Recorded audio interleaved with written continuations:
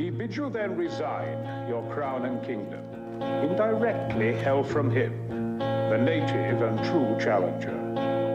Or else, what follows? Bloody constraint.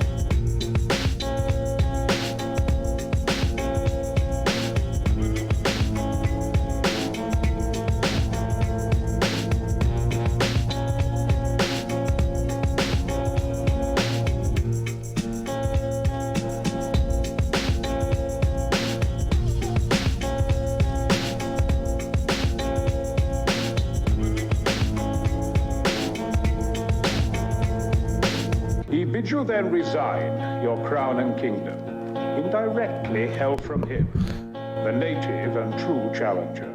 All right. Welcome to BDA Boxing, the boxing debate arena. This is King Bucho, your host for today. If the sound isn't okay, if it's too low, guys, let me know. All right, so let's give some shoutouts. Saint Brit, Subash, who else? Foul Pole Boxing, Boxing Spectrum, Gonzalo, Blues Boxing, Jay Perez, The Fight Scout, the Receta Persons, he's there. Guys, welcome to the show. Interesting show. We have the fight this Saturday, but now we have some news. Some juicy stuff over here. Tank Davis says that he's gonna kick Josh Taylor's ass. Well, he didn't put it in those words, but that's basically what he's saying. I want to know what you guys think. The phone lines are open, so call in. The number is on your screen right there. I want to know what you guys think. I mean, in my opinion, Tank Davis hasn't even fought at lightweight yet. Now we're talking about him moving up to 140. And I would even say that he's a small lightweight. So, but I don't know. Who knows, man? Maybe he is the real deal. Maybe he will surprise us all. But I want to hear what you guys have to say. So, call in or let me know in the chat. We're saying, Bridge saying, let Tank fight him. Would love to see that dwarf splattered. As he says, I think Gervonta is clout chasing. Yeah, a lot of people are saying that. Guerrero de la Info says Tank versus Pacquiao next. Yeah. Danny Lopez, what's up? Chef Bucho says Guerrero de la Info. Chef? What do you mean, Chef? Chef Boyardee. All right, let's see. We have Gonzalo and Official. Let's just start with Official because I want to see if his mic works now. Official, are you there? I can't hear you, man. Yeah, you gotta play around with the output and the input. Anyways, while you try to fix that, Gonzalo, are you there? Yes, can you hear me? Yep. Sound good. Let me just turn your volume up a little bit. All right. Did you just wake up or what?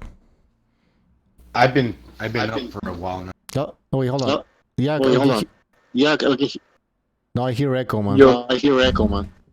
Oh, again, He needs to go to the voice settings. Yeah, I told him. Yeah, but I don't know what to do then. Fuck. Well, look, it's so complicated. You know what? We'll try it off the air. We'll try it off the air. We'll try it off the air. All right. Anyways, we'll try something later. All right, Gonzalo. So you've been awake the whole time? Just for a little while. Kind of nervous because there was like 3 earthquakes yesterday. Oh yeah. So they turned off. Yeah, they turned off the electricity during the nighttime Hmm. because I guess they were thinking like if there's another earthquake, we don't want fires or anything to happen here in the Philippines. So I guess the government shut down the electricity. So that kind of kept me up because it's hot as hell over here.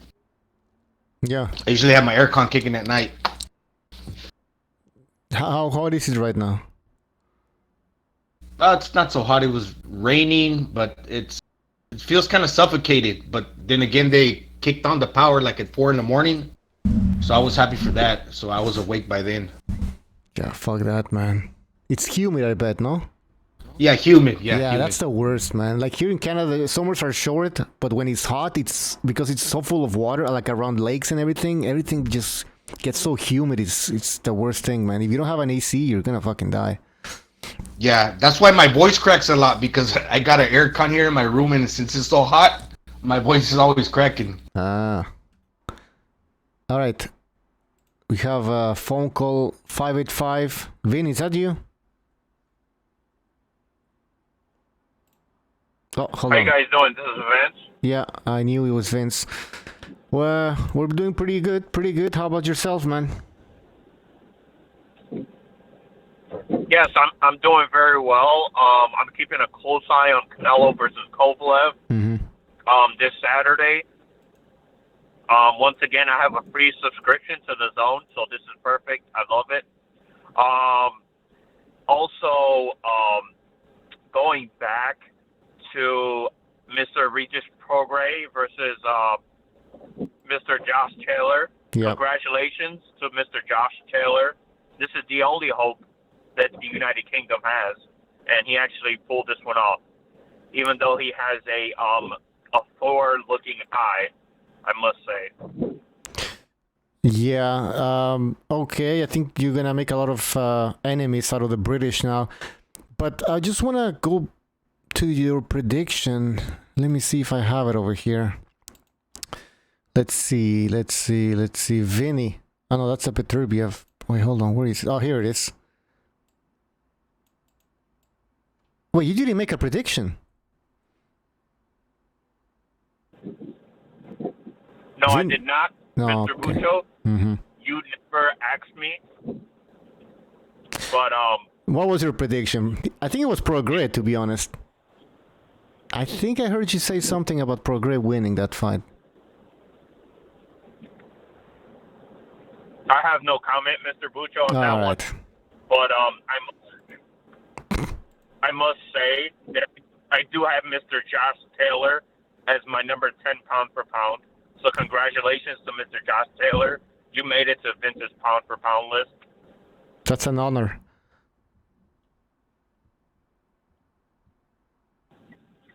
Yes, he actually made it in my pound for pound list, guys. So congratulations to him. Absolutely. And also, Mr. Javante Tank Davis, if he actually does move up to 140 and faces Mr. Josh Taylor, that'd be an awesome fight, guys. And hopefully it would be on PBC on Fox, I hope. Okay? And I would definitely buy the pay-per-view. Okay. There you have it, guys. Vinny would buy the pay-per-view. So that means that you people should buy the pay-per-view as well. Vinny, can we get your prediction for Canelo-Golovkin? Sorry, Canelo-Kovalev. Sure. Guys, I'm sorry, but I have to go with Mr. Canelo Alvarez here. Okay. The reason is I picked against him, against when he fought Triple L the second time, and he proved me wrong. I believe this guy is a very good fighter, and he will prove it Saturday night. I just think Kovalev is old as of now, and Yard probably took a lot out of him in that fight. And I'm expecting Canelo to fight Mr. Beterbiev, the scariest man in boxing, eventually. Okay. How is Canelo going to win the fight?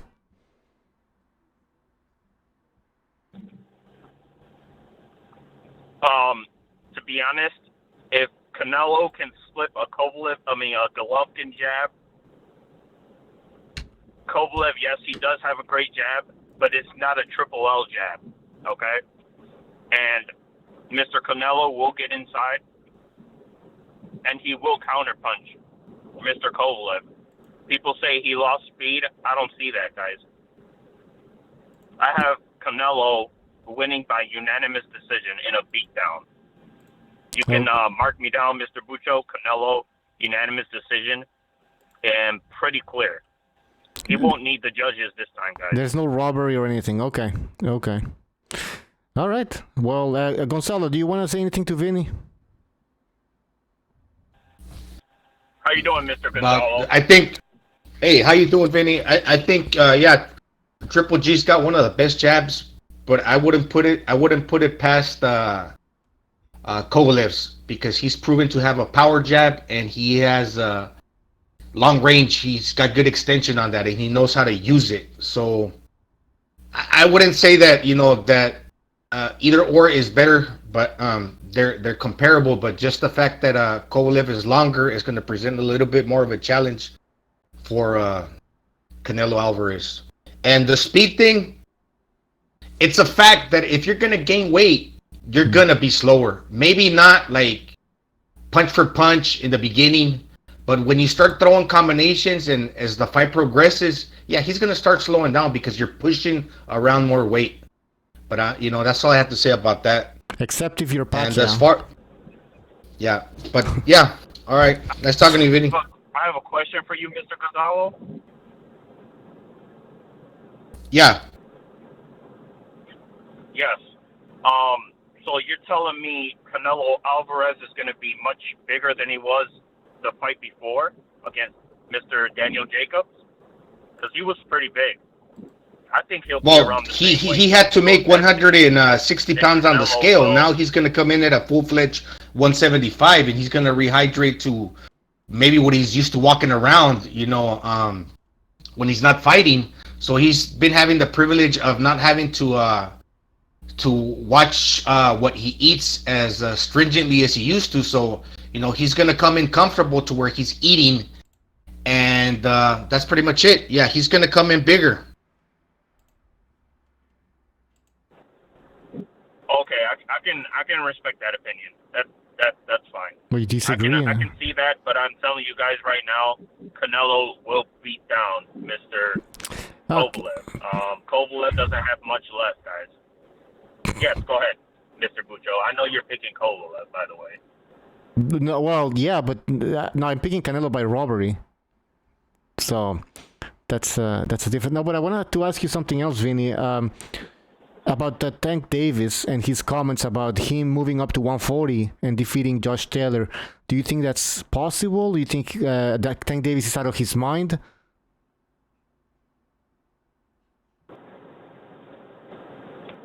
To be honest, Mr. Bucho, I would like to see Mr. Tank Davis first beat Mr. Gamboa on the 28th. And then I think he should stay at 135, hold your horses, for a little bit. I think he does see blood. He smells blood in Mr. Josh Taylor and how many times he got hit. And I think Tank Davis sees that, and I think he wants to expose Mr. Josh Taylor. I think he wants to end the UK's hopes, guys. Vinny, do you have anything against the UK? Yes. Due to the fact that there's a lot of Mr. Wilder haters over there due to the Anthony Joshua situation. Mm-hmm. And so I argue all the time on YouTube with these UK guys. And, they're coming for me and all this stuff. And, I don't appreciate it. But they're going for you. They're going for Vinny. This is the only hope that they have, guys, is Mr. John Taylor. And now he's on Wanted Man. Hey, Vinny, this is recognized. When you say they're coming for you, have they made threats? How you doing, Mr. Vinny? Where did you come from, by the way? I didn't know you were even around. Yes, how you doing? I'm doing great. I have mysterious powers. I can appear out of nowhere. It's a gift. It's a gift the gods gave me. That's pretty impressive. Well, thank you. So you say they're coming for you. Have they told you that they were coming to look for you? Well, actually, yesterday I commented on a post from Mr. Seconds Out. I believe that's his YouTube channel, and I a know couple UK guys threatened me on there, saying they were gonna come get me and stuff like that. So I just brushed it to the side because I said, Josh Taylor could not beat Mr. Jose Ramirez. And Gervonta Davis would practically expose him. I think Tank Davis would expose him, guys. Now, I agree with you on the first part. If he moves up to 140, I agree with you. The one that has the good agree chance with me with the first part is Ramirez. Yeah, I think Ramirez. I wouldn't say I would pick him for sure, but I think he poses a huge threat. Tank Davis, I'm not too sure because I haven't seen him in there with good fighters, so I can't say. Until I see him in there with a good fighter and then see the outcome, then I could probably give you whether I think he can beat Josh Taylor. I would probably say no, he can't. He's too small. But Ramirez for sure. Are you being serious? I'm not saying. Wait, what? I'm sorry. Go ahead, Vinny. Small? Come on now. We're talking about pound for pound guy right here, Tank Davis. How can you say he's small? No. I think you got him in your pound for pound. I think most people don't. Yeah. Right? Wouldn't Really? that be a fair statement? Well, I must say I can recognize talent. I can't say the same for you, but I have Mr. Tank Davis as my number 7 pound for pound right now. And if he makes this move up, guys, I don't know where I'm going to put him. I might have to put him ahead of Mr. Lomachenko, your guys' savior. All right, Vinny. All right. Anything else, Vinny? All right, Vinny, back. Yeah. Take care, buddy. Yeah. Yes. Well, nice talking to you. You too, Mr. Recognized. Nice talking to you too. I will be calling back if I hear any call next time at all towards my name or towards any of the Take care, buddy. All right. I'll talk to you later. Hey, I'll talk to you later, buddy. Bye. Go fuck yourself. Take care. All right. Interesting call. I like Vinny back, bro. He's funny. Yeah, he is kind of scary, but funny. Yeah, he's scary too. Yeah. He said, I can recognize I'm concerned about. Unlike you. Revolucion, are you there? Oh, we can't hear you, man. Bo. Oh yeah, there you are. All right, welcome to the show, man. The revolution has started. Yes, sir. And it will not be televised. It can only be broadcast to you live on the BDA. There you go. So, guys, what do you think about Tank Davis and his comments about him wanting to move up, or basically saying that he's gonna beat Josh Taylor, who he could beat him? I mean, he hasn't even fought. He hasn't fought nobody. No, I don't want he's gonna 35 go either. Up. It's clout chasing. If that's the term we're gonna use, it's just he's clout chasing. It's I plain agree. and simple. It's a kind of moot topic, really. He's just talking shit. It seems to me like you're trying to steal the shine of other guys that are putting up like real good performances, to where it's kind of a little bit of a envious on his part, and I don't know if it's a thing with the PBC, since they're used to not fighting like the best, to where when other guys do it, they kind of feel like they have to clout chase. Like I'm thinking of Deontay Wilder when Andy Ruiz beat Joshua. He had something to say after that happened. Kind of similar here. The best are fighting the best, and when they feel left out, they want to do that. You read my They get a little jealous and they want to clout chase. Well, I mean, don't you think that a guy like Tank Davis or any other boxer, they'd love to be in a tournament like that, where at the end of the day, they unify some belts and they get a trophy? Nah, he's not built that way. Yeah, he's not built that way. He's really? One of the type of guys that likes to fight guys that already had 10 fights and then says, I'll fight you next. That's Tank Davis. Nah, but come on. Don't you think he wants recognition? Like, he wants to be called the best and everything? Well, I mean, he could have. If he wants to be really called the best and earn it, he would say, I challenge 135 to a tournament right now.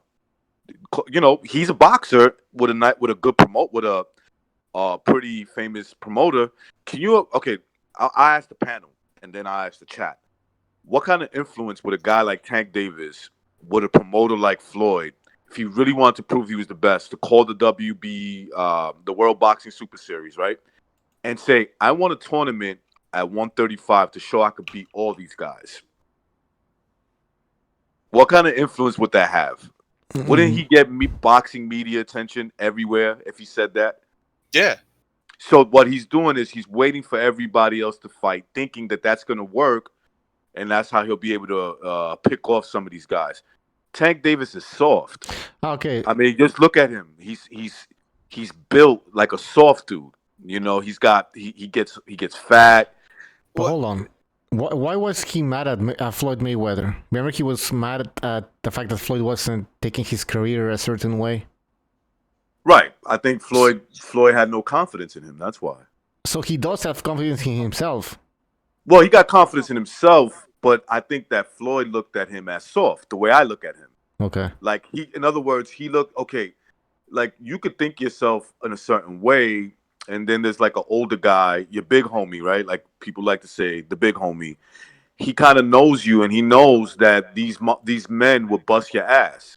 You know, he knows they will. You know, you might talk a good game, but once you start getting cracked and you start bleeding, and your fat ass is, you know, losing oxygen in the ring, they're gonna fuck you up. They ain't gonna stop. You know, they're not gonna stop because you need to recoup a little bit. They're gonna keep bringing it. So yeah, Floyd knows that.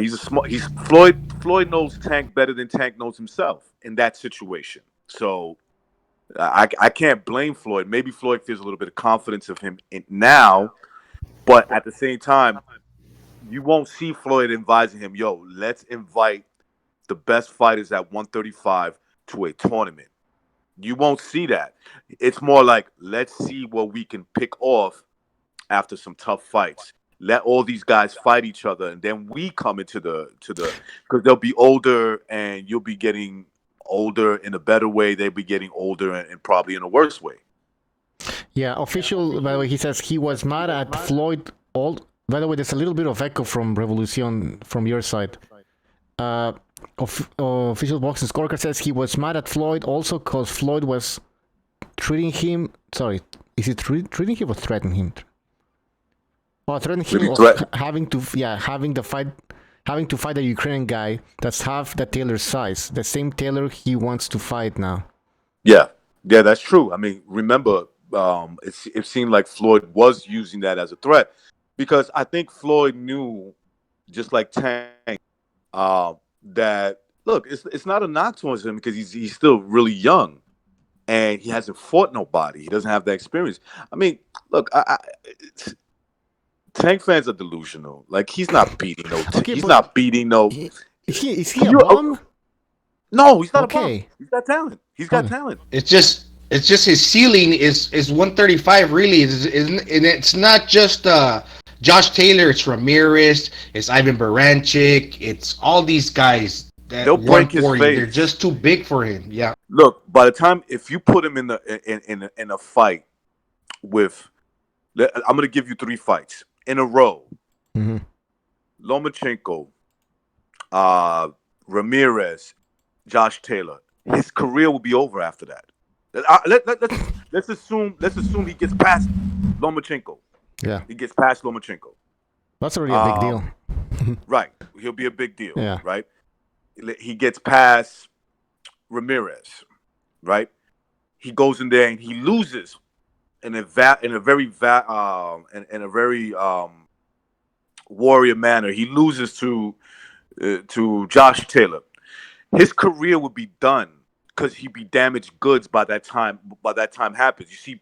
Floyd knows that. More than likely, he's not going to get past neither one of these guys. But even if he did, he'll have a broken bone in his face. You know, there'll be scar tissue. There'll be a whole bunch of things. He won't be as confident anymore because he'll know what it's like to feel pain. Right? Once a man who's never felt pain talks a lot and somebody gives them pain, like they got to go to the hospital, their demeanor starts to change. They start to change to, like, you know, that animal instinct goes away. And a guy like Tank, since he's never been seasoned through tough fights, he's never been seasoned, that'll be the end of it for him. He won't be able to break out of that. You know, so they know what they're doing. They're smart people. They know his limitations, basically, right? Of course, absolutely. Floyd knew his limitations. Oh yeah, as a fighter, Of and course. so he's gonna. Yeah, of course. He knew. You know, he was aware of his own limitations. Yeah, that makes sense. That makes sense. He knew he couldn't do wars back to back to back to back. He knew he wasn't built for that. You know, that doesn't make him a bad fighter. It's just that he knew I can't fight. It doesn't make him a bad fighter, but it just doesn't make him. It leaves a lot of questions.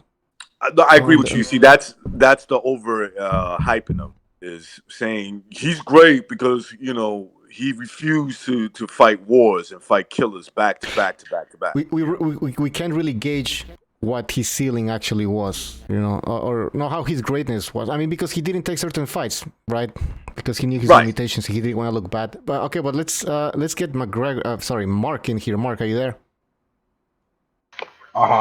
Welcome to the show. Thank you. All right, we're gonna take a phone call now. Because Vinny wants to say something else. Vinny, is that you? God. How you guys doing? This is Vince. Yes. This is me. Yes, hello, Mr. What did we How say are that pissed you off? Right. Yes. I can't hear Vinny. Hold on, Vinny, hold it, Vinny. And give him a little appetizer on what would happen if Gervonta Tank Davis fought the following fighters. Number 1, Vasyl Lomachenko. He would knock him out. You guys heard it here first. All right. Number 2. We'll get his face broken. Mr. Josh Taylor. UK's hopes would die. Okay. Number 3. Yes.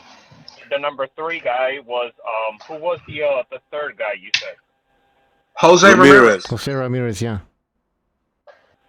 Oh my gosh. He would win too. I don't know by knockout or not, but he would definitely win, guys. All right, Vinny. So you're saying that nobody stops Tank Davis? Yeah, but his career would be over. Yeah, no way. All right. My point was, if he somehow got through, I'm not saying that I think he would lose all 3 of those fights, but if he somehow got through it, his career would be over. He's soft, bro. Get out of here with that, Vinny. He's soft. He's not soft, guys. He's not soft. Dude, he's soft. He's fat. He's not soft at all. All right, Vinny. Thanks for the call, man. We get the All right, point. Vinny. Yeah. Bye. You guys have a great night. You too. You have a terrible night. All right. So he thinks Davis is the shit. A lot of people do, though. He's almost a panelist at this point. Yeah, I know. But here's the thing. 4 times in a night. They're going on Tank based on what though? What's it based on? Well, somebody wrote in the chat the Pedraza fight, right? Like he destroyed Pedraza and Lomachenko didn't. Pedraza. All right, look. Yeah, how many times are we going to talk about that shit fight? But go ahead. No, Pedraza was a good win. Yeah, but you know, Pedraza was lacing him up too. You know. Yeah, that's a good point. Yeah, That was Tank Davis's best win, and I think at that time he wasn't with Mayweather. Now things have changed for the worse. For the worse, I think this is for the better. Yeah. Now he's fighting Gamboa. Official. So great. Why is he fighting Gamboa? Why not fight? Why not fight somebody else? It's like when you move up to heavyweight and you fight like a 6 foot tall guy. You're not really fighting a heavyweight. You know, like that fight's not really preparing you for what's to come. Because let's be honest, Gamboa is a small lightweight. He is a junior lightweight basically. So it's and not he's really old on top of that. It's a sort of a tune-up fight, I guess. Yeah, but you know how these guys are to where they're gonna correlate it. This is what I'm thinking. If Gervonta Davis knocks out Gamboa, they're gonna say, "Well, Gamboa hurt Terrence Crawford, the former undisputed 140 pounder." So that's how they're gonna correlate it with Taylor. I can already hear, imagine that. That's a good point. No, Terrence Crawford at 135 would have beat up Gamboa the way he basically beat up. Terrence Crawford at 135 would have beat up Tank Davis. The way he basically beat up Gamboa. They're similar. They're very similar fighters. Prime Gamboa. He would be. Yeah, I would agree with what Mark just said too. Yeah. Oh, it's gonna piss a lot of people off. Yeah, well, a lot of people can get pissed off, man. Kids. Yeah, exactly. What people are saying in the chat over here? Sir Long Dong Jimmy Mac. Is that Jimmy? Is that Vinny Mac? No, he says, ever since Pedraza Gervantes opponents have gotten progressively worse and worse. And why is that? That's true what he just said. Why did his opponents get worse, not better? Do you think like his matchmakers have noticed that, like you said, you know what, like this guy, he's partying after fights, you know, like let's not put him in there with sharks yet. In boxing terms, we call it soft. Okay, yeah, They're that's not what you throwing keep him in saying. there. Never mind sharks. They're not even throwing him in there with goldfish, man. He's out there eating smack. That's what he's doing. He's fighting against fish that's already been cooked. That's a good point. He went down to fighting even Super when Venom. people look at the Pedraza win as a great win, Pedraza was never an amazing fighter. Pedraza, at best, was a titleist. His best win is Klimov, whose best win is what? John Molina Jr.? Come on! Yeah, so that's true. I mean, we're talking as if Pedraza was this, you know, like a great fighter. He was a titleist. Yeah, but what's the best thing Pedraza's done? Beat Klimov and then what? Lose to everyone? I don't even. Yeah, that's basically it. I mean, came back and beat old man Beltran. I mean, okay. Beat a Raimundo Beltran. That's his best win at Klimov. Like, that's bad, man. And look at Pedraza, which is a taller, rangier guy. Now that he moved up to 140, he didn't do anything against what's the guy's name? He got beat by a guy who lost to Terry Flanagan. And look, I'm not gonna go the conspiracy route. I'm just gonna say that Jose Pedraza fought a terrible game plan against Tank Davis. Cepeda, that's right. Yeah. You know, he fought a terrible game. He just kept coming straight forward, straight line, and was lacing him. Was lacing him. Mm. That's why his competition level like regressed instead of like taking it from there.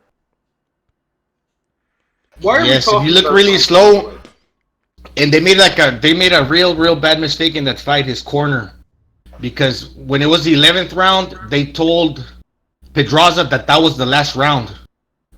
Okay, and he went all for it, and you know they fucked up with him. And this is like the third time Pedraza loses to 3 left-handers in a row. Yep. But Tank Davis will get. Tank Davis will never fight Josh Taylor. Not any time in the near future. That's not going to happen. I mean, the guy's barely.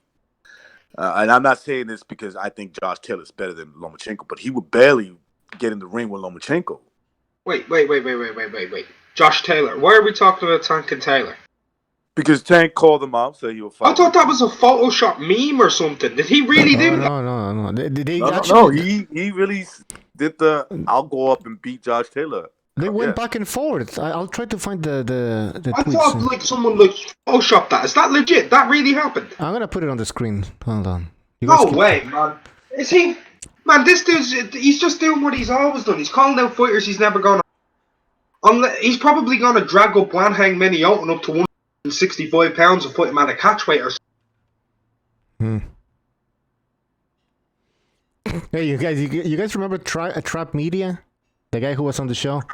He actually answered, like, replied to Gervantes' call of calling out of Josh Taylor on Twitter, and he says, easy work. And then he wrote, no way he could stand in the pocket with your power. You see, Trap Media. We'll wait to get Trap on the show now, man. Go ahead. Trap Media, I like him, but he's one of those people that believe in the guys he likes. He's like, whatever they say, he's like, yeah, you're right. I mean, if Tank Davis said he can beat, let's say Manny Pacquiao, right? he would say, yo, I think you do. I think you have a great chance of beating Manny Pacquiao. I never thought about it, but now that you said it, I think you could. You know, like, get out of here, man. He's a midget, bro. He's soft. Yeah, even if he were tough, like let's think about Doc Bowie. Even if he were tough, because Doc Bowie's a tough guy. When he fought a Ranger guy with power, he lost. He got knocked out. Now Tank Davis has never fought anybody with good power, and we don't know if he's faced anybody with the great chin. So when he fights somebody with those two things, is he going to be able to bully himself now that that he's not going to have like a size advantage? That's the big question, and I don't believe so. I want to see at 135, he has enough competition. He ain't got to worry about no Josh Taylor. Let's handle 135. Why you trying to duck 135 already, man? This is real. Oh my god. Hey, what's a minge? He's already trying to duck 135. A minge is a slang term for like a vagina. Ah. Yeah. So Josh Taylor much, replied. It's just a woman's little slippery slit in it. So Josh Taylor replied, "That's the best joke I've heard in a good while. What a Exactly. What a pussy, yeah. This 5'10" junior welterweight who's probably a welterweight. Oh yeah, probably. Josh Taylor at welterweight would be one of the top 6 largest guys at welter. Yo, yeah. It's gonna be threatened by. Yeah. He's bigger than Spence, fam. Yeah. He's gonna be beaten by a midget whose little girlfriends go on Instagram dissing the shit out of him. Let me just ask a question. You a clown, man. Like, I don't give a fuck what anybody says. Tank Davis is a clown, bro. He's nobody to take serious. He beat Josh Taylor beat El Rugaru, Regis Prograis, who's also a left-hander. And he's a bigger 5'8" version of Tank Davis that's much, much better in my opinion. If he's gonna fight Tank Davis, you think he's gonna do anything? Hell no. Let me ask this question, right? This is just for my own morbid curiosity. Like, no boys, just be honest. Predict this. If Tank Davis, oh my god, who's got a siren going on? If Tank Davis stepped into the ring, right, in 4 months' time at 140, right, and fought against Ivan Baranchik, what would happen? I was thinking the same thing too. That guy's strong. He would out-muscle. He would bully the smaller man. He beat the dog shit out of him, man. Yo, listen, man. Don't take these the trap medias of the world, all these fans. Yo, nobody believes you believe that. He's a listen. Tank Davis is a sucker. He's soft. Okay, he ain't about that life, man. He's about talking it from a safe distance. That's it. Precise in the chat trolling. Precise, don't start that fucking trolling nonsense. If you're serious about Tank, we're not friends anymore. I actually think Davis believes this. Okay, so you're saying Tank Davis doesn't even believe that? No, he's a chump, man. Do it, bro. It's just clout chasing. Yeah, like him. I'll come onto this stream next time and don't. Right, if Tank, I'll make this right now. If Tank, like this is 100% honest. If Tank Davis fights Josh Taylor after Gamboa, I'll donate you €100. No, well, he won't fight him after. I mean, no, of course not. But that's what he's saying. Well, he's talking nonsense. He's clout chasing like he has done his entire career. Oh, I'll fight Rigondeaux. Oh, I'd Russell Jr. Oh, I'd fight Leo Santa Cruz. Oh, guess what? I'm gonna fight Linares. Oh, I'll fight Luke Campbell. He said all these names. Look, that's his best fight, and it was 3 years ago. I'm willing to make this bet. In the next 18 months, if Tank fights Lomachenko, he's gonna need surgery after the fight. I'm gonna make that bet with anybody. I'm not gonna pick who wins because I think basically Lomachenko wipes the floor with him. But in the next 2 years or the next 18 months, if he fights Lomachenko, he gets at least a broken face. Remember I said it. He's soft, bro. What are they gonna do with your? Okay, what's the plan? Let's say you're Al Heyman. You guys are Al Heyman, or whatever. He's matchmaker. What's the plan? How far can you? Okay, so you know the limitations of Tank Davis. how the hell are you gonna avoid these top fighters for, I don't know, for the... You keep doing what he's doing here. Keep calling out killers while you fight mediocre fighters. That's what that's the truth. String of defenses on the WBA regular. He'll beat Gamboa for that regular belt. He'll have 4 or 5 defenses. Loma will probably end up going back down or move up eventually. That's what's going to happen. He won't have to fight Loma. Devin Haney will be moved out of the division, and what's probably going to happen in about 4 years, the big fight at lightweight might be Tank and Shakur Stevenson, and that'll be Tank's second legit fight. Right. Yeah. And I think the plan is by that time Shakur Stevenson might beat him. Mm-hmm. Serious. I think Shakur Stevenson might beat him by in 2 years from now, or a year from now. Yeah. I think the plan is, well, it's uncertain because if we look at the PBC, what have the Charlos done? They're going on 30. Spence is going on 30. Wilder, his career, how many years he got left? Who has he fought? They don't have a clear idea.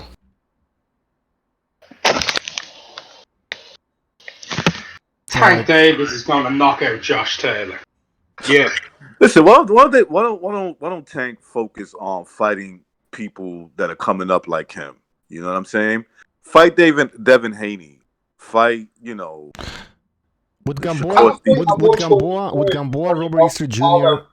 make you happy, guys?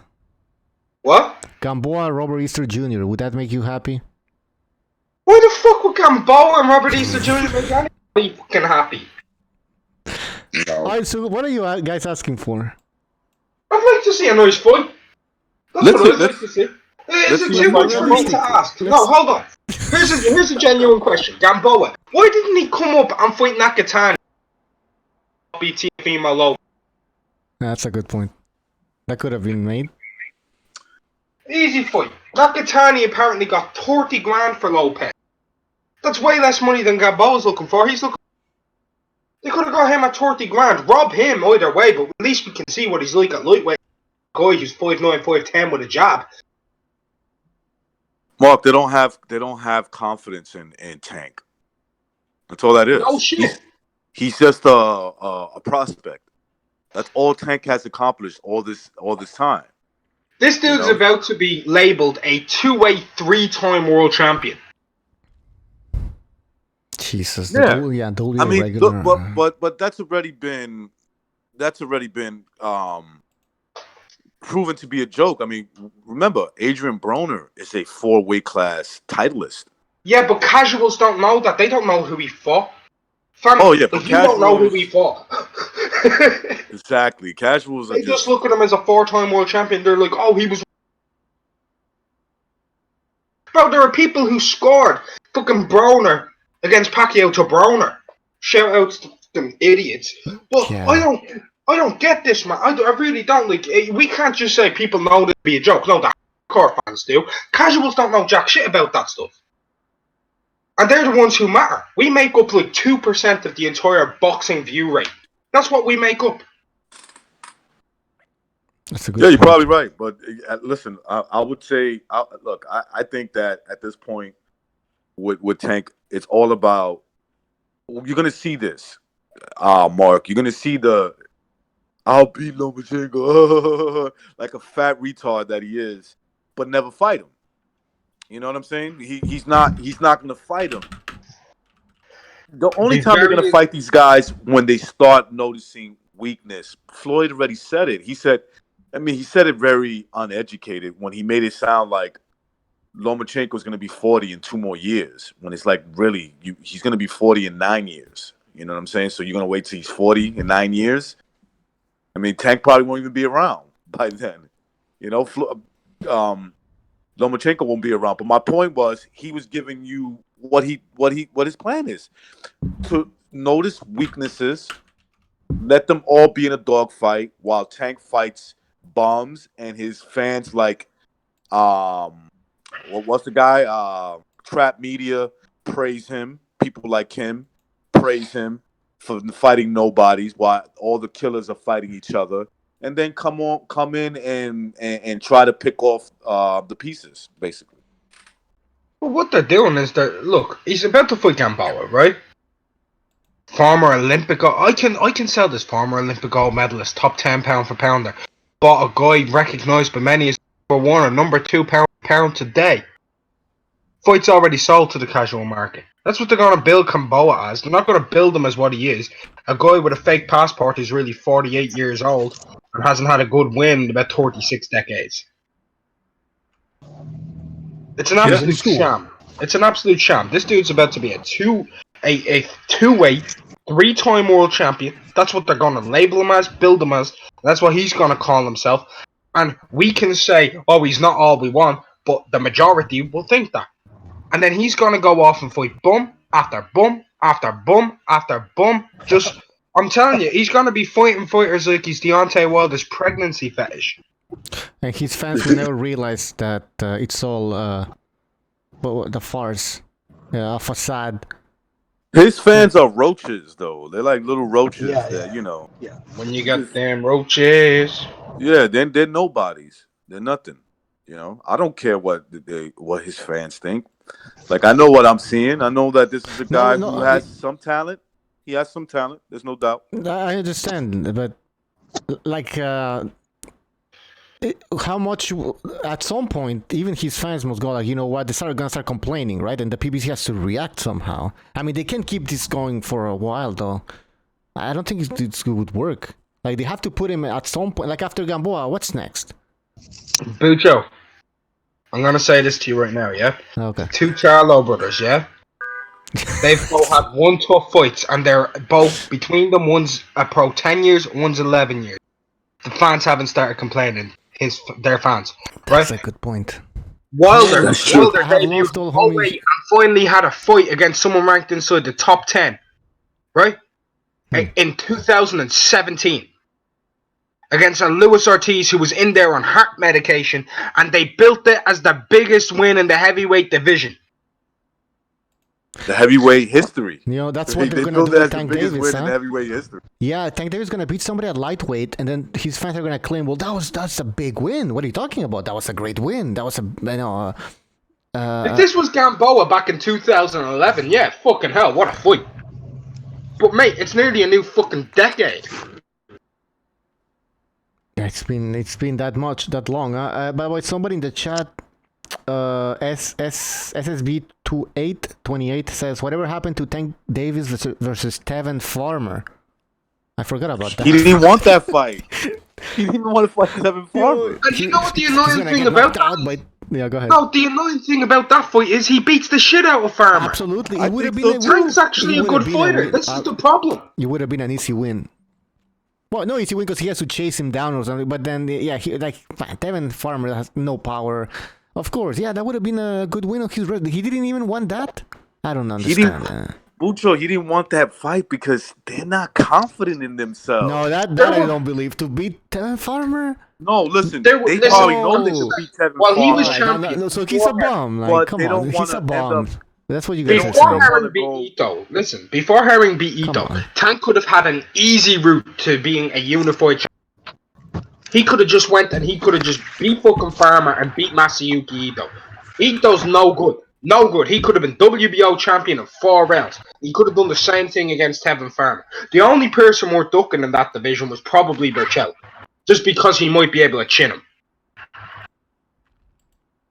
Yeah. He could have been a unified champion without having to take an extra fight. He could have done that in an hour.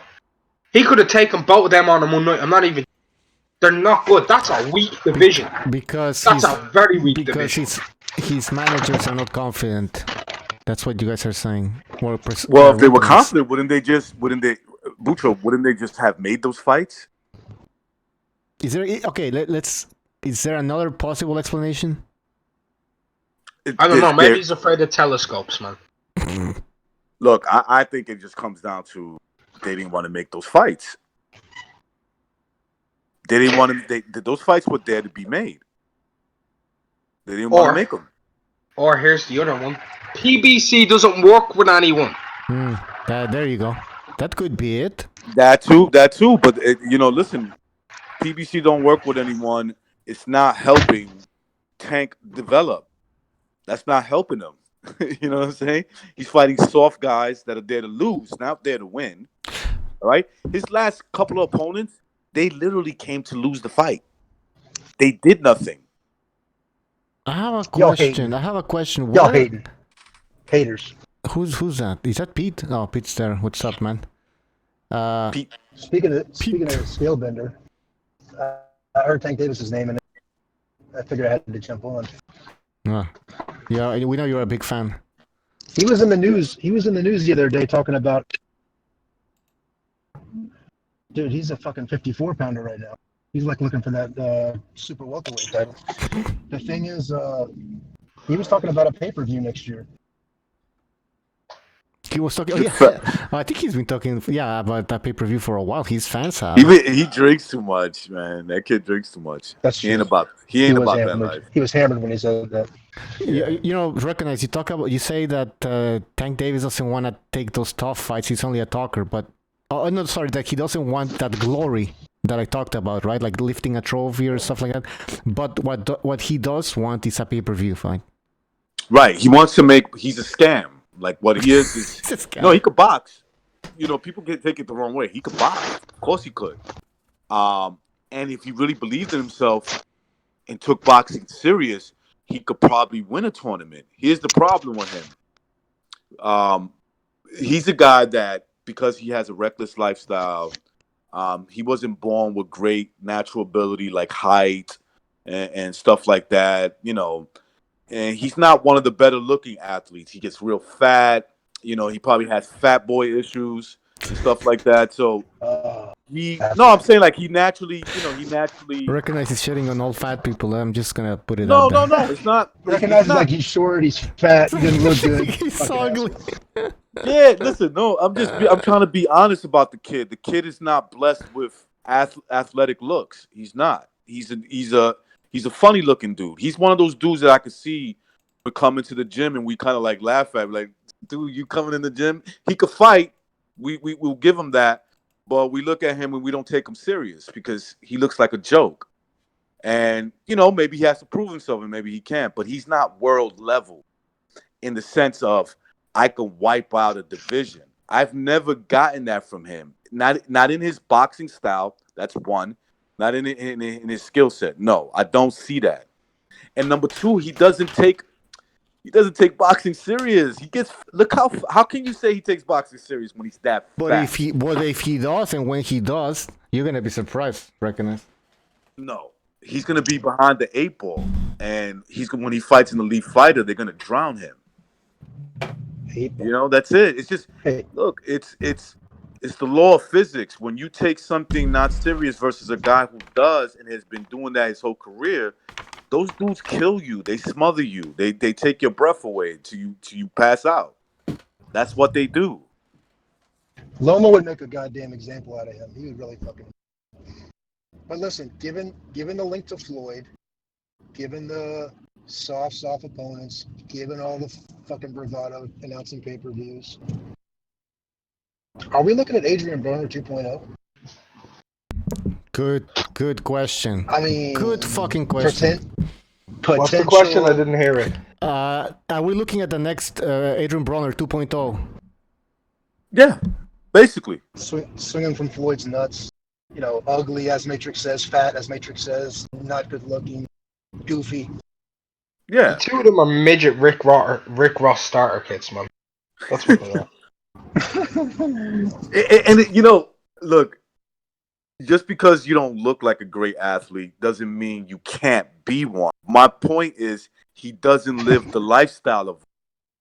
That's you true. know, he does. Look, say what we want to say about guys like Terrence Crawford, guys like Earl Spence. They look like athletes. They look like elite athletes. I look at Tank, I see a fat kid from the streets that drinks a lot of flavored sodas and eats a lot of fried chicken and, you know, doesn't take himself serious. Yeah, you can see the train wreck 3 miles away. Right. I could see him from a mile away, and I laugh at that because I'm like, yo, are you really going to get in there with elite fighters that are dogs? They're going to kill you. I want Tank Davis to call in. Tank Davis fans, please, man. I'm trying to contact here Trap Media on Twitter. He's not answering. Hopefully we can get him in. Okay, we have a phone call. I think it's Jackson or Jesus. 484, you're on the air.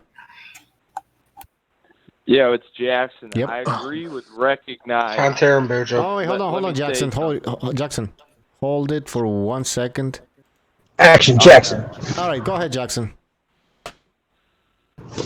I agree with recognize. Listen, what Tank is doing is what Floyd did the whole second half of his career.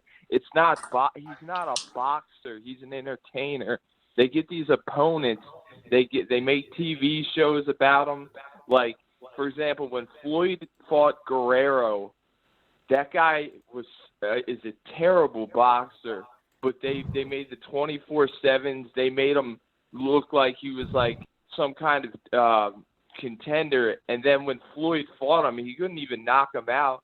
But that's what Floyd. I mean, he fought like Maidana twice. All these nobodies, and Tank is doing the same exact thing. It's not boxing. Hold on. It's WWE. It's bullshit. Jackson, let me ask you a question, man. Who's better, pound for pound, in your opinion? Right? Maidana or Pedraza? I would say Madonna in his prime.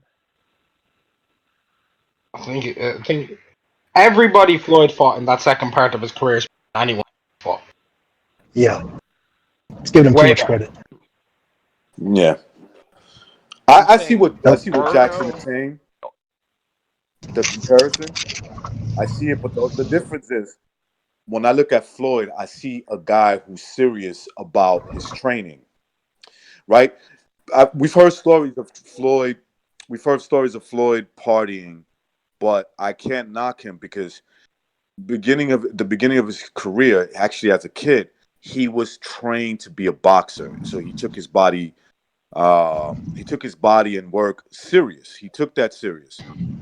And the difference between him and some young boy who's trying to live the way Floyd lived when he made millions of dollars and still be a boxer, when you haven't even earned that, that's just a recipe for disaster, bro. He's nowhere near there yet. He's nowhere near to where he can be a heel who you want to see lose and like be the bad guy. He ain't fucking done shit. Floyd at least had a goddamn career. I don't pay any attention. I don't give a shit. Pretty boy Floyd, Money Man. You know what Floyd looks at Tank and says when he sizes him up, right? Because every boxer does this, whether you're friends with them or not.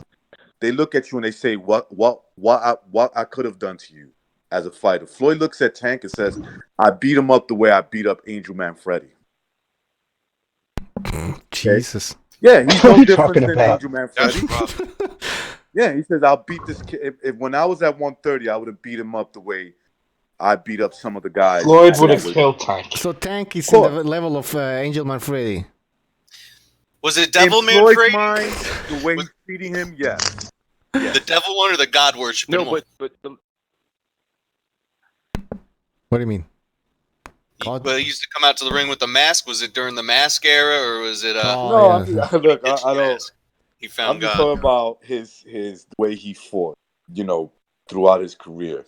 Floyd probably that fight was stopped a little too early, but Floyd was going to dominate him anyway. All right, let's Jackson. One last word. What's on your mind? yeah, I just want to say Floyd is trying to manage Tank's career exactly like the last quarter of his own career. He's gonna, like Gamboa, like it sounds like a name, but it's an easy fight. And Tank, if Tank got away from Floyd, he could actually make a legacy, and because he is a good fighter. I mean, I don't think any of us think he's a great fighter, but he could do some really good things. But as long as he's with Floyd, now he has that mentality to just hype opponents up and just try to make as much money. And I don't think he'll ever have a legacy in the sport. And it's a shame because he is a very good fighter, but we'll never see him try to challenge himself. He's just going to do that Money Mayweather WWE stuff, and it's terrible for the sport. Absolutely, that's a good point. It happened before, it's gonna happen again. History repeats itself. But Jackson, thank you for the call, alright? Alright, guys. Alright, take care, man. Let's take another phone call quickly here. I think it's Muscle Memory. Muscle, are you there? Hello? Yeah, welcome to the show. What's on your mind? Hey, what's up, Lucho? What's up, panel? What's up, Muscle? Well, before I get started, I wanted to... what's up, Recognize? I wanted to address something I noticed in yesterday's stream when I revisited, because I missed the first hour. According to Barca Raider, I don't know if he's in the chat today. So while I called yesterday, he said this caller must be an American socialist that voted for Bernie. So this is Barca Raider's comment while I called in yesterday. And I was just wondering, I don't know if he's listening in, if he's in the chat, but hopefully he'll reply. I just want to know, what did I say yesterday that may have indicated that I voted for a sodomy supporting neo-Bolshevik pedo shlomo like Bernie? There you have it. He is not liberal. When you put it like that. Yeah. All right. Yeah, I think we understand that you're not a Bernie Sanders fan now. Disclaimer. Yeah. Maybe he's a... Anyway, so Anyways.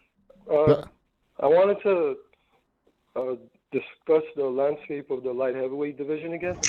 Light heavyweight division, You guys don't okay. mind? Yeah. Yeah, with the fight coming up this weekend. Okay, so what do we know so far? Uncle Bob he's indicated he wants a fight with Bivol before Canelo-Kovalev has even been settled.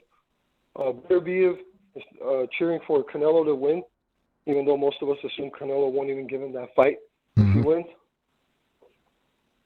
And then obviously the history of Eastern Europeans fighting in the U.S. or Vegas, or Kovalev's history in Vegas specifically, Canelo's history with scorecards, hand wraps, PEDs, etc. So I think all of this comes into play.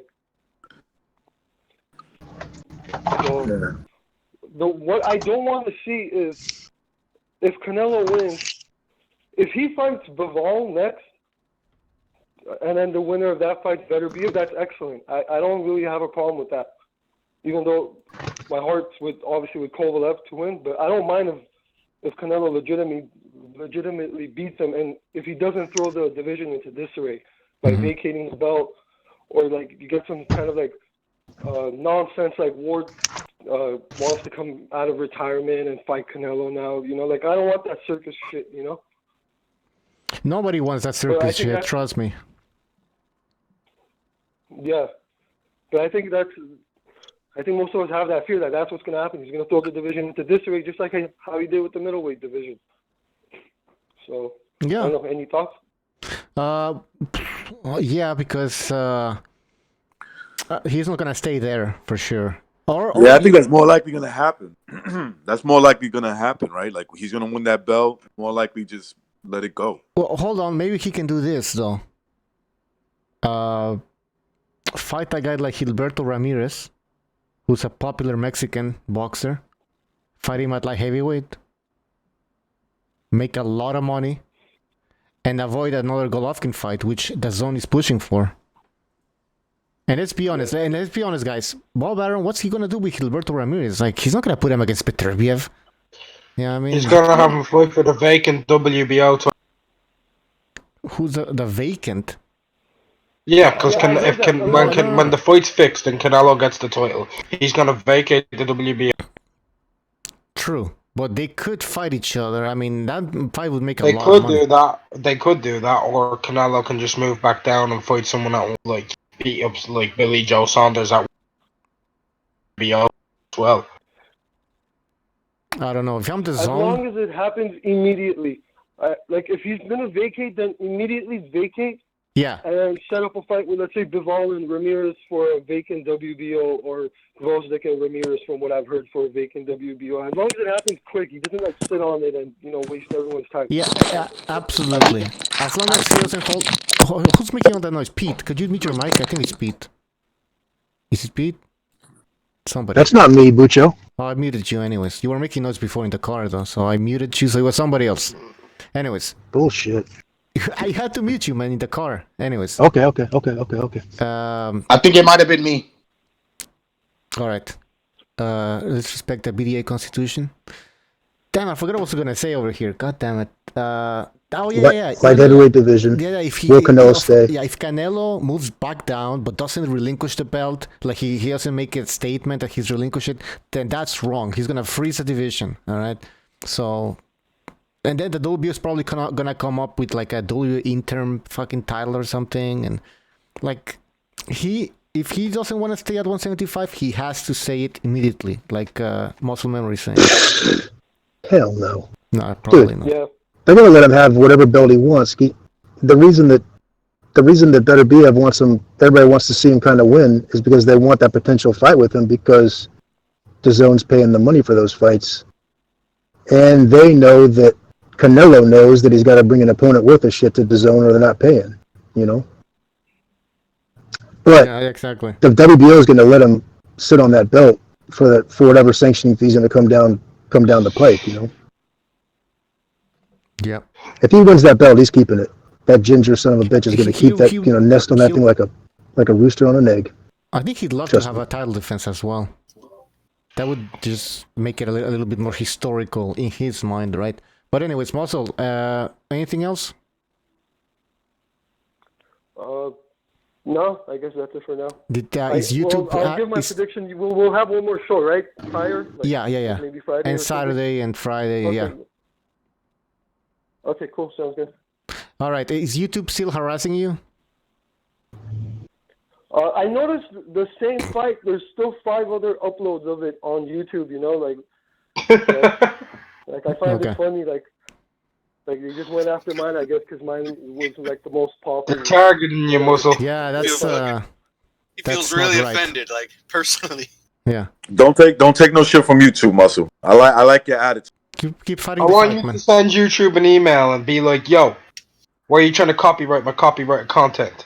I was wondering how Muscle used to get on here so casually and go, "Hey guys, if you want to see the full fight, check my channel out. I got the full fight. I got the Joker movie." I was like, "How does he so casually just say that shit?" Because I could never find these fights. And I was like, "Thank God." I like the channel, Muscle. Keep it going, man. Yeah. Good work. Flex on him, Muscle. Flex on him. Yeah, it's like, I have heroin. Do you want heroin? I have cocaine. It's all illegal. All right. Thanks for the call, Muscle. All right, thank you guys. This is Muscle Memory. Like, How about dope? Grass, hash, coke, mescaline, downers. What the hell is that? That's a taxi driver. I get your crystal meth, nitrous oxide. How about that? How Still about a a silent. Cadillac? I get your brand new Cadillac with the pink slip for $2,000. all right, selling stuff there. Nice. All right. What are we talking about? Yeah, go ahead. I called my brother, and I asked him, "What's your pick for the fight?" And he's got Kovalev. So that was interesting to me because he said that Canelo thinks that he can win by body shot, and everybody's believing that, which we all kind of know. But I take his word that he kind of knows his shit. So that's what he told me. He's picking Kovalev. I think if Canelo wins, it's going to be by counterpunching. But he's got to get into position to counterpunch. Recognize because he'll be too far if he slips up. Yeah, that's why it's a hard fight for me to pick. But there's another thing, Gonzalo. He doesn't need to get into position. He can also get Kovalev. Yeah. 2 ways to counterpunch. I think he's gonna. Very true, Mark.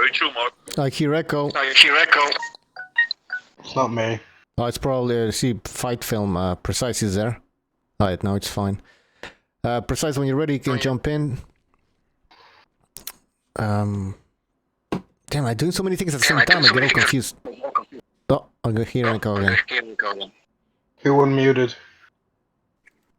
Alright, hold on. It's gone. I think it's recognized.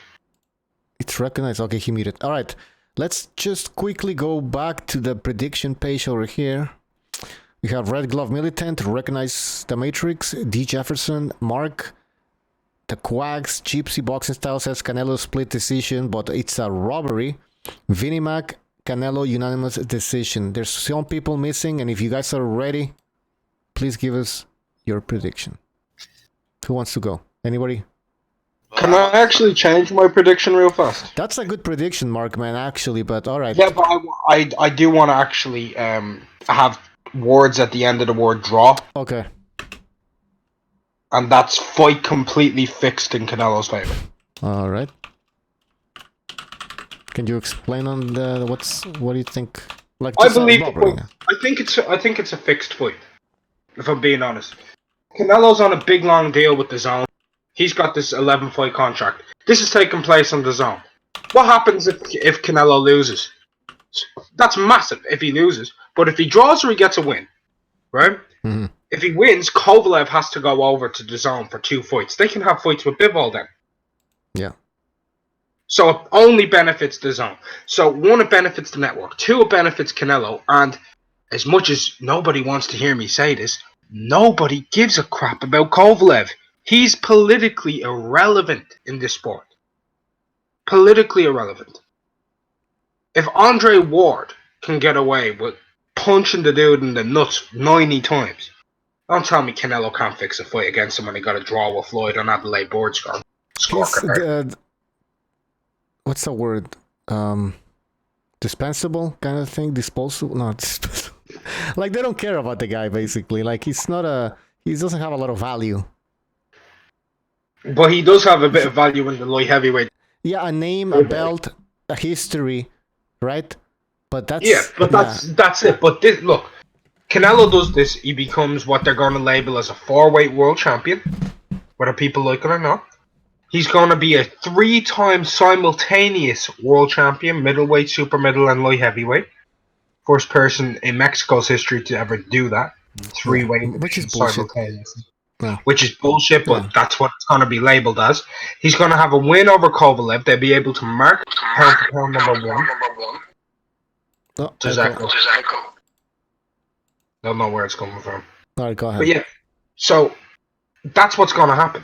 Mm-hmm. And I know a lot of people want to see a nice fight. Kovalev's going to beat the dog shit out of Canelo. I'm saying this now. He's going to jab him to the chest, jab him to the head. He's going to catch him with 1-2s. Yeah, he's going to get caught with a few shots here and there, but he's going to win the majority of these rounds. Mm-hmm. And he's going to get absolutely robbed. The scorecards have already been written, right? Yeah. And Canelo's going to fight so damn negatively that it's going to be next to impossible to stop. Because all they need to do is get to the belt. That's their game plan. All right. So there's absolutely no way that, in your opinion, Canelo can make this fight close? No. I don't think you can have a close fight with Kovalev unless you want to count 4 or 5 punches towards the end of a round and that's about it. I disagree because I think if he fights negatively, he'll get knocked out. You can't stay outside with Kovalev that that throws a lot of punches and hits very hard. So why are you going to stay outside and get your face battered? Where are you going to walk onto Kovalev shots? Why are you going to stay outside if you're going to get tattooed your face all night? Because Step inside. Faster. Because he's faster. He's faster. Coming forward, he's going to get caught. He's going to get caught. Kovalev has to chase him. No. But Kovalev has to chase him. He can shell up. He can shell up and go around and just take less shots. If he comes forward, he's going to take more. He's going to get caught, but get knocked out coming forward than it is going backwards against Kovalev. He's going to get caught, but he's the inside fighter. He's a shorter man. His safe zone is on the inside to where he has the advantage on the inside. Okay, Kovalev obviously has the advantage on the outside. Past all of that, though. That's the thing. He's going to get. Why stay outside and get tattooed against a guy that can throw punches and pick you off with the jab and get you with because all he needs to do is make it to the final bell. Going towards the inside is a suicide mission.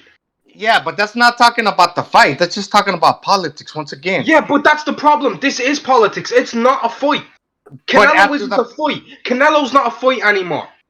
He's not a fight anymore. No, I'm telling you right now, 60% of fans cannot stand every time Canelo steps into the ring because we already know the foregone conclusion he's going to win. Amen. Yeah, but look, man. I'm gonna tell you if it goes the way you're thinking, Mark, which you could be 100% correct. I don't know. There'll be plenty of time to shit on Canelo and tear apart his this fight to where his legacy is already tainted. That's not going to go away. But as far as this fight going into it, we kind of have to see what it is. That Kovalev is a live dog. He's got a chance. And if you really think you can win, although he's going to get robbed, but we're going to talk about it later to where, yeah, Kovalev won, but he got robbed. That's not going to go away. Can I throw one question into the mix? Because I think Mark and Gonzalo are going back and forth real well. You gotta give Kovalev a chance. I'll tell you this. I literally said Kovalev's gonna beat the dog shit out of Canelo. I said he's gonna beat the dog shit out of him. That's the chance he has. I believe he's gonna actually win 9 rounds to 3, 10 rounds to 2, and still fucking lose. Well, if Kovalev does that, I respect Kovalev, and I hate the politics of boxing. To where I'm hoping that it won't work out that way. To actually where the guy that wins deserves the victory, gets the fair shake. Now let me ask this though, and this might sound like a stupid question. It probably is. How much of Kovalev's heart you think is in this? You think he's really like 100%? He wants this real bad for his legacy, or better than it's ever been before. Yeah, he's got Buddy McGirt. He's not old. He hasn't taken a lot of damage. He's revitalized to where he looks happy. I've been looking at Facebook to where he's friends with Ivan Redcash, and he seems to be upbeat. If they think they're gonna get a bad version of Kovalev, that they're sadly mistaken, as Caddy Duba was alluding to. Chris K in the chat, thank you for the contribution. He says Kovalev will pop Canelo's KO cherry. Just hoping. All right, thank you for the contribution. That'll Chris be K. beautiful. But I mean, if what Mark is saying is going to happen, let me really be honest. I just want to ask this question. Right? You've got Sergey Kovalev versus Canelo. Mm-hmm. Does it not tell you volumes that the bookies have Canelo a 4-1 favor on the opening betting line against a fighter bigger, longer, and more skilled than him? Man, I've never looked at the bookies. I don't even know anything about what that means. I know it's obviously betting, but I never opened up myself a website to where I'm looking to see who they got a favorite. I know the information's out there that he's a 4-1 right now, and that gap the disparity will get closer. But that's just me to where the zone Joshua versus Ruiz. What was he, 11-1 underdog? The CEO for the zone was shitting his pants. What happened here with Taylor Prograis? Yeah, the guy that's the manager for Taylor, he was like, man, he was sweating. He was sweating bricks because he thought that Prograis could possibly upset, and Taylor in the UK. Prograis a very slight favorite, very slight. He was never a heavy favorite. This is Canelo's a massive heavy favorite. You got Sergey. Well, so was Joshua. He was with the zone, wasn't he? That's a completely different circumstance. We know what Kovalev is. Most people didn't know what Andy Ruiz was other than that kid. And don't even tell me that's not true, Gonzalo. You know it yourself because you even said it. You said most people are underrating Andy Ruiz because they don't know who he is. Including the bookies. So you can say that the bookies don't even know what they're talking about sometimes either. Yeah, something. It's but different usually when you're looking. No, it's different when you're looking at a guy who can go into the Hall of Fame. BDA Boxing in the chat says this shit can backfire on Canelo. No promoter can control everything. That's true. At the end of the day, the fight takes place in the ring. Go ahead. No, that is very true. But what Mark is saying, and this is what I believe to be true, is that look, if it goes 12 rounds, and he was saying, Kovalev is going to probably neutralize a lot of the stuff that he could do, but if he goes the distance, it's not a total blowout. That's where the judges come in. That's the mechanism that they have to protect a fighter like a Canelo, and then you got the broadcasters that'll try to sell you that this is a very competitive fight and that it could have gone either way, and that's how he comes out with a victory or a draw, like Mark said, which are probably two likely scenarios, right? Now, one thing that I always look at is the bookies, especially the Vegas lines and all that, all these bookies that are connected to Vegas and shit like that. What I look at is, okay, how it opens up. I remember Pacquiao and Mayweather. I think it opened up at 3.5 to 1 in favor of. I could be wrong. It was like 3.5 to 1 in favor of Floyd to beat Manny Pacquiao. He went down. That went down come towards fight night, the weekend of the fight. It was the same. I remember. Right, and you know who wins by Floyd still winning as them opening him up as a 3.5 to 1 favorite? Vegas does, because that means a lot of people betted money on Pacquiao, right? And Pacquiao loses the fight on the scorecards, and Vegas takes all that money. Now, when you know it's out of their hands, it's like what Gonzalo brought up, and what Mark tried to make. That was a total different scenario. When the odds stayed more or less the same, right? So percentage-wise, so let's say he opened up at 20 whatever to 1. Let's say it was 25 to 1, and then come fight night, it's like still 20 to 1. Percentage-wise, that's nothing, right? That's nothing. So yeah, Vegas or whoever the bookies are probably lost money. There's nothing they could do about that. They probably lose some type of money. They always make their money, but they probably lost some type of money in terms of like, damn, I thought this was in the books. I thought it was a far gone conclusion. That's why the numbers didn't change drastically. So those are things to pay attention to. So for instance, this guy Canelo opening up 4 to 1, 5 to 1, and come fight night, let's say it closes down to 2 to 1, right? 2 to 1.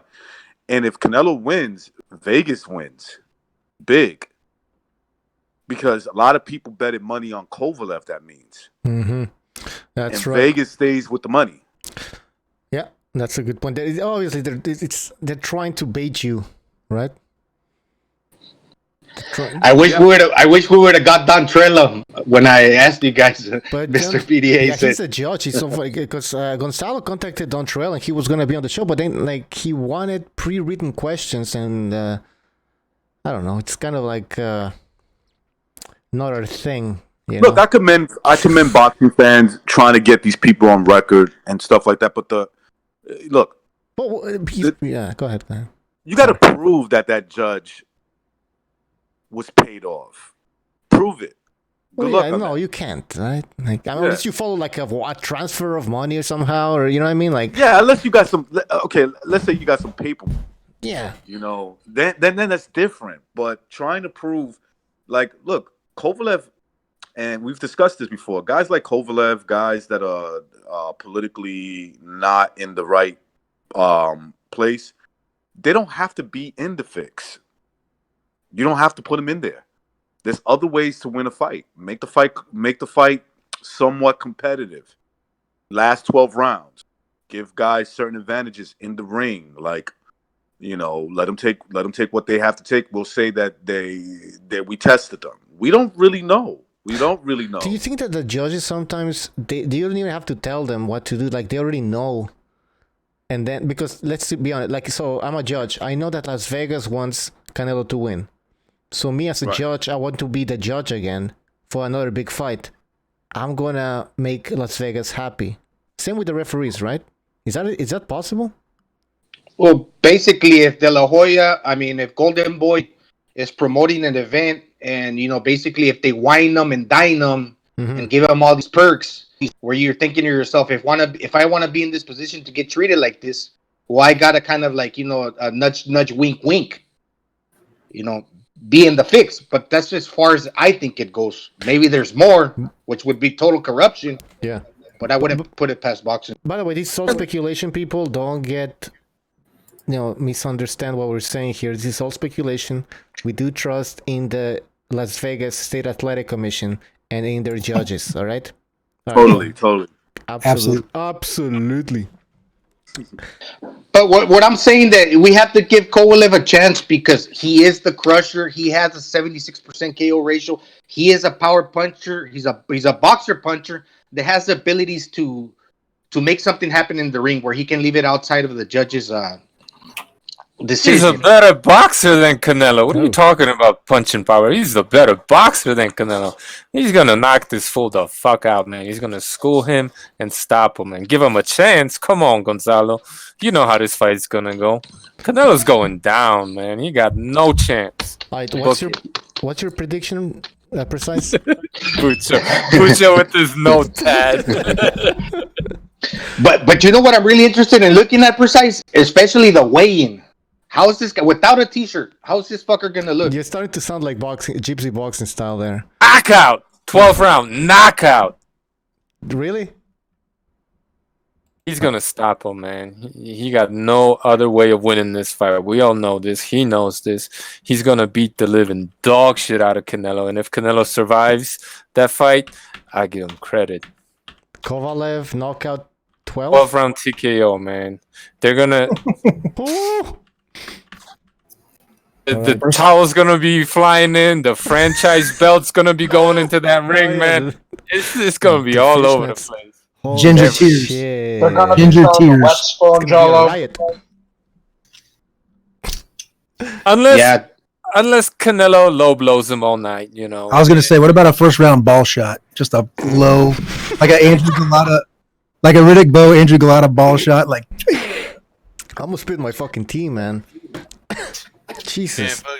Like a nice fucking blow, man. Like faint ball shot. Yeah, maybe, man. I'm tired of trying to like predict what the judges are gonna do, the corrupt. We all know what the deal is, man. I'm talking about Kovalev. He's the better boxer. He's the better fighter. He's the bigger man. He is the guy with the balls. Canelo's a cherry picking diva, man. Come on. This is like to even entertain this. Everybody should be asking, how does Canelo beat him? Not how does Kovalev beat him. How does Canelo beat Sergey? That's what everybody should be asking, man.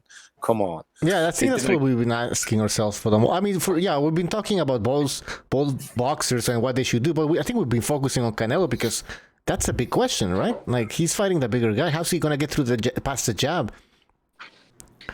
Well, especially since Canelo got a lower KO percentage. He's moving up. He's carrying that extra weight. He's not actually going to be the faster man. And with all that said, he's not going to be the harder puncher. So the only advantages that I give Canelo is youth. He's 29 years old. Basically, a fighter comes into his prime, like, in my opinion, around 27. So he's got the youth. And 32 is like outside of boxing. That's when a man becomes like that. That's the peak. Kovalev's 37. So as far as youth, I give him that. That's about the only thing. But Gonzalo, the man was gassing in his public workout, bro. I mean, come on. I saw that. Yeah, he was. He was out of breath during his public workout. He was out of breath in the third round of the Rocky Fielding fight because he was trying so hard. Like, the way he was punching at Rocky Fielding is the same way he's doing his public workouts right now, loading up with everything he has on every shot, right? And that was enough to hurt Rocky Fielding, no doubt about it. But if he doesn't knock Rocky Fielding out by the 6th round, I'm not so sure he wins that fight because he was putting so much power into those punches. The guy was, not only was he busted up, I don't know if you guys noticed, but his eyes were busted up. Not terribly, but he was marked up around both eyes. Both of his eyes were swelling, but he was running out of fucking breath in the 3rd round because he was trying so hard to knock this dude out. Canelo's gonna fucking, in my opinion, he's gonna try to stay away, nick rounds, survive, and get a bullshit decision. If he comes to fight, he is done for, man. He can't fuck with Sergey Kovalev. So you think he's gonna come to fight? No. So why are you giving the prediction? Give us your real prediction then. That's my real prediction, man. He's getting knocked the fuck out. But he's not coming to fight, though. He's saying he's coming to. He's gonna have to chase his bitch ass down, cut the ring off on him, and beat him up. Oh, okay, so he's not okay. I get it. Yeah, I mean, look. Obviously I don't know what's going to happen, but this is like that should be, everybody should be saying that basically. And then the people rolling with Canelo should be just fanboys who are just, who obviously have never watched boxing before. They don't know how this shit goes. They don't know anything about boxing history. They don't know what precedent means, right? And they're just picking Canelo because they love him. Everybody should be picking Sergey Kovalev and then wondering what it is that Canelo can do to actually pull off the impossible. That's my take on it. I mean, again, I'm taking all the bullshit out of it. I'm not even thinking corruption or any of that. Yeah. I'm just breaking down the fight, basically. Well, that's that. The longer the fight goes, yes, I can see Canelo getting stopped, especially if he doesn't hurt Kovalev, because we saw against Yard that Kovalev is very resilient. If he can get through Canelo, giving his best, his everything. If he survives that, if Canelo throws the kitchen sink at Kovalev and Kovalev survives, he's gonna get tired, especially with the stamina issues. That Kovalev is very resilient. He's gonna come back and he's gonna take advantage of that. I could see that happening. The longer the fight, it benefits Kovalev. Now, as far as coming on the inside, it would really benefit Canelo because he is a shorter guy. And just think about Mikey Garcia and think about when he fought Spence. When he stood on the outside, he was getting hit with that jab. Okay, all night until he decided to close the distance. He was more safe inside the pocket. And with Golovkin, Canelo, same thing in the first fight. Golovkin, when he was retreating, he was beating him up. In the second fight, he did better when he decided to step to him. Yeah, he did better. That's a good point. Let me just I always forget the calls to action over here. Guys, please like and subscribe the show. And check out our Discord page where we have like a 24/7 live chat going on. It's a community that keeps growing, so check out Discord. The link is in the description. All right, go ahead, guys. Yeah, we want to go ahead, Gonzalo. Anything more? So go ahead. Yeah, who's speaking, or somebody else wants to get in? Yeah, who's there? I don't even know. Oh, it's Apology, man. Apology, what's up? Yeah, what's up? What's happening, man?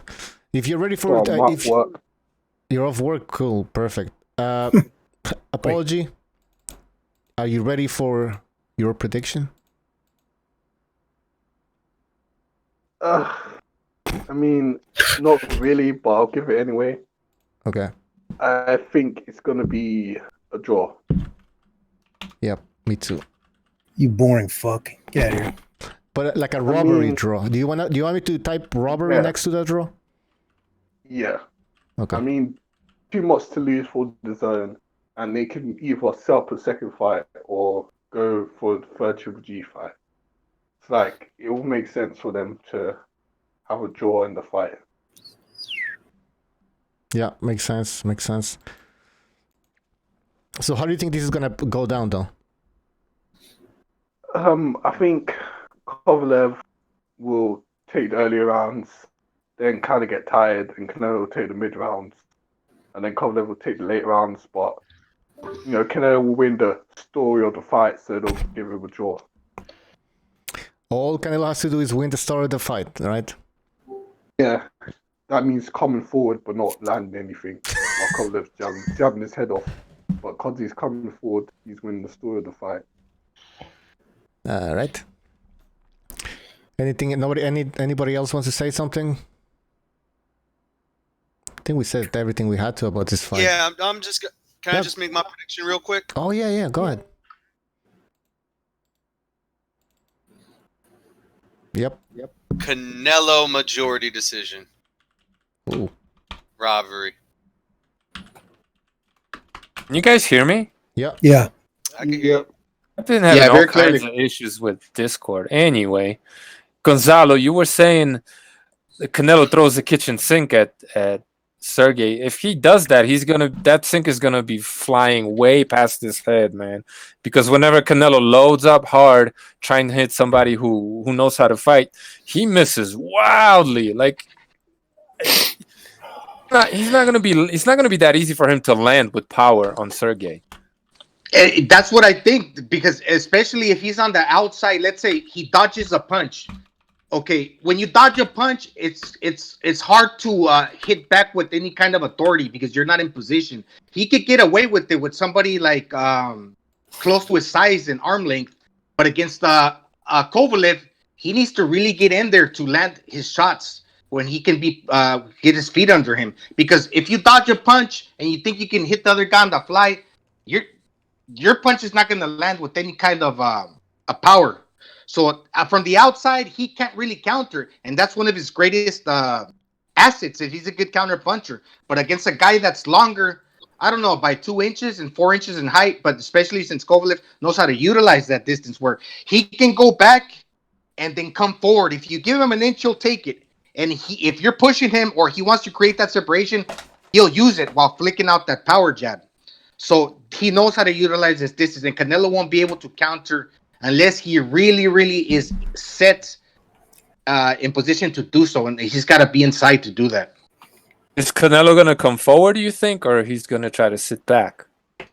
Well, to get past the jab, he's got to, feint, he's got to block, he's got to, if he eats a partial jab, he can still get through it. But I think Kovalev throws double jabs. And the thing with that, if Kovalev jabs to the face, particularly to like the eye and like the forehead region, it's going to lift Canelo's head off and it's going to impair his vision to where that right hand is coming right behind it. So maybe Canelo can get past the jab, but he's got to be really careful because I think that's what Andre Ward got surprised when he got hit with a shot that he didn't see coming.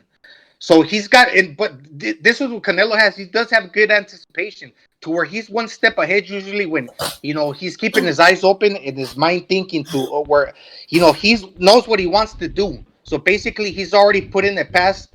He's not putting the past that he knows that Kovalev's coming with that counter right hand right behind the jab. So it'll be interesting to see how he closes that distance. And I think the way he does it is by feinting, partially blocking. Then he's got to come under and around and do a complete bob and weave. And I said it like Joe Frazier. What fight did he do that in? Well, we've seen that Canelo has shown us that he can do different things, especially like in his last 3 fights, where he fought one type of style against Golovkin, then he changed it up, and against Andre Ward, it was not the most exciting. It was kind of give and take. But, he has shown ability to adapt. And we are going to get a different version of Canelo here, whether it's for the good or for the bad, because he's coming at a different weight. So it might be like not the good thing we're, a different look that we're getting, but it's definitely going to be a different look. So there's not really a precedent, but there's not really a precedent, but there's a possibility you think that he can fight the way that you're describing right now. Well, the thing with the bob and weave, a lot of people say if you're gonna dip under, use your legs, because if you use your waist all the time, you can get caught with an uppercut. But if you use your legs like all the time, that really tires out your knees. And we know Canelo, anybody, if you're just dipping constantly with your legs, it's gonna get you tired. You can do waist movement, and Canelo does that to where he's got a good defense to where he can see shots coming. So he's going to bend at the waist. And I would suggest that he doesn't always use his legs to do it. But he's got to pretty much do a full rotation and keep his head on the swivel. Because when you do that, it's hard for somebody to counter you, especially if you see one punch coming and you can slightly get out of the way from that punch and you rotate your waist completely, your head's going to end up on the opposite side. Okay, to where, Kovalev does use that training ball like Lomachenko, to where he's going to be bouncing off the tip of his toes and he's going to be punching down. And he can very well catch Canelo. But Canelo's got to be swinging from side to side and keep him to where, guessing where he's going to end up. And when he's doing that movement, that full rotation, he's going to go from side to side and he's going to land his shots to the body. Gonzalo, what fight did Canelo get under the jab and go to the body? Which fight? Did he get under the jab and go to the body? You're saying he has to get under the jab and then get inside and presumably go to the body. Gonzalo, what fight did he do that in? Kirkland. He hasn't done it. He hasn't done it. But you know what? That's what we were saying when he fought Jacob. Yeah. He used defense, but he didn't incorporate the offense. And that was my biggest gripe. Why are you gonna do that and not take advantage to where you can set yourself in position? All right. He doesn't have the footwork. He doesn't have the skills. His feet are stuck in fucking cement, bro. All right. We have two things here. First of all, official boxing scorecard. Thank you for the contribution. He says Canelo can counter the incoming punch, but he stays in one place and plants his feet doing it. He can't make a step forward underneath the incoming punches. Interesting point. Thank you for the contribution. Also, we have, I believe it's Rasklot on the line. Rasklot, are you there? Yes, you better believe it. The European boxing fanboy killer. Yeah, I don't even know why you guys are even having a full hangout on a fight that's obviously going to go in favor of that juicehead Canelo. There is no way in hell that he could beat Kovalev, even at this stage in Kovalev's career. But because Canelo was a juiced up, DAZN signed with DAZN for $300 million, there is no way in hell that he's going to lose this fight unless Kovalev get a smooth, clean knockout. Period, point blank. And that's not going to happen because he's going to be juiced to the gills. He's going to have all the judges, and he's going to have a referee in his favor. Rasklot, I think most of us agree with you, but we would like a prediction, please. I just gave you my prediction. No, specific round, everything. By unanimous decision. Okay. He's going to win by unanimous decision. Kovalev has no chance of winning unless he knocks him out. And at this stage in Kovalev's career, he's not going to be able to knock out a juice head like Canelo. And obviously juice head Canelo. That dude got on the juice as soon as Miguel Cotto's lightweight older brother almost knocked his chin off, and they said, oh my God, we got to give this guy some juice. He's not good enough. Ooh. Hey, this conversation between you and Bucho and Rascalat sounds like Oscar and B-Hop talking about like Canelo's next fight. Yeah, that's probably what they're saying. All right, Rascalat, anything else? I got your prediction down. Thank Davis. Oh yeah, no, that's it. And I just want to say that the chat room is gay as fuck. They're a bunch of faggots. All right, we don't approve that type of language, but they're a bunch of racist. They're a bunch of racist LGBT. They scared of the LGBT. They're a bunch of cowards. All right, you heard it from Rasklot. Rasklot, thanks for the phone call, man. Rasklot, the chick. Right. Have a good day, Rasklot. Guys, hold on. Let me just switch mics. All right, guys. I have a question though. I mean, some of us believe that if Canelo goes 12 rounds, he gets the decision. Mark was talking about a 9-3 fight. But what if Canelo gets dropped? Like a knockdown. I mean, come on. It's gonna be hard for the judges to like. Not only is he losing rounds, he gets dropped. How the hell would they manage to give him a decision? Part of my prediction. Bro. Part of my prediction. Yeah. Both of his eyes will be swollen. He's going to be bleeding from his nose. Oh. I mean, Canelo's getting fucked up in this fight. You better believe it, man. I don't know what people think. That's something that's something that I rather hear than to listen to somebody say, "Oh, it's already pre-filled and it's fucking gonna be a robbery." To where if that happens, dude, and Canelo gets a gift, man, his fucking legacy is already kind of tainted. Man, it's going to be furtherly damaged beyond repair. Riots in Mexico City. But here's the problem. It's not just me. I'm not going to be held. Yeah. I'm not saying it's you. It's like a lot of people. It's you. Well, it's only you, Mark. No, but that's the problem. It's only you. Blame Canelo. Blame his politics. Blame blame the judges. What's fucking happened because the fans can't trust in his fights anymore. That's not my fucking fault. Because what? I'm sorry, you broke up, Mark. What'd you say? Because what? Blame Canelo? Blame Canelo. Blame his promoter. Blame everybody to do with him and politics that have been going on for the because the fans can't trust enough in Canelo to fight. They can't trust it. That's not my fault. I want to be able to root for a guy to be able to win legitimate, but I can't. You're not all right. This is an IRA convention. All right, let's calm down. No, let him continue. Go ahead. No, we get the point. We get the point. No, it's true though. It's fucking. Like I like watching Canelo fight, but in my back of my mind, I'm like, yeah, there's something screwy is gonna go on. It's like, oh, come on, man. I guys, want can we to take a phone succeed, call? but I can't. Can we take a phone call? Kovalev is really a fluid fighter. He's really a fluid fighter. He throws a lot. He's not going to be taking any breaks like Jacobs. All right, let's take a quick phone. Yeah, that's a good point. Let's take a quick phone call. 773, you're on the air. 773. What's up? I want to touch on this Josh Taylor topic. Josh Taylor and Oh, yeah, go ahead. Davis. And you know what I called into, the boxing voice. And someone said, oh, you guys, you wanted Tank Davis to move up, and now when he wants to move up, you don't want him to. I'm like, yeah, go ahead and move up, but you're not going to fight the freaking unified champ. You got to earn your keep. You got to freaking fight the fighters. There's plenty of fighters at 135, 140 to fight. And you're just going to come up and fight some guy that you think you have a good matchup against. There's so many fighters you can fight. Devin Haney at 140. There's so many other good fighters. Bess Booten, have him fight that guy. And said he wants to fight this dude because he got some clout. He got a big win. Mm-hmm. He's the talk of the town. And now all of a sudden, I'm going to call him out and I want to fight him now. That is an absolute joke. Bess Booten's the welterweight, man. Yeah, I agree with anything. You guys want to say something to this call? This is a great call. Well, it's a great call. Just Bess Booten's a welterweight. Fuck yeah, Bo.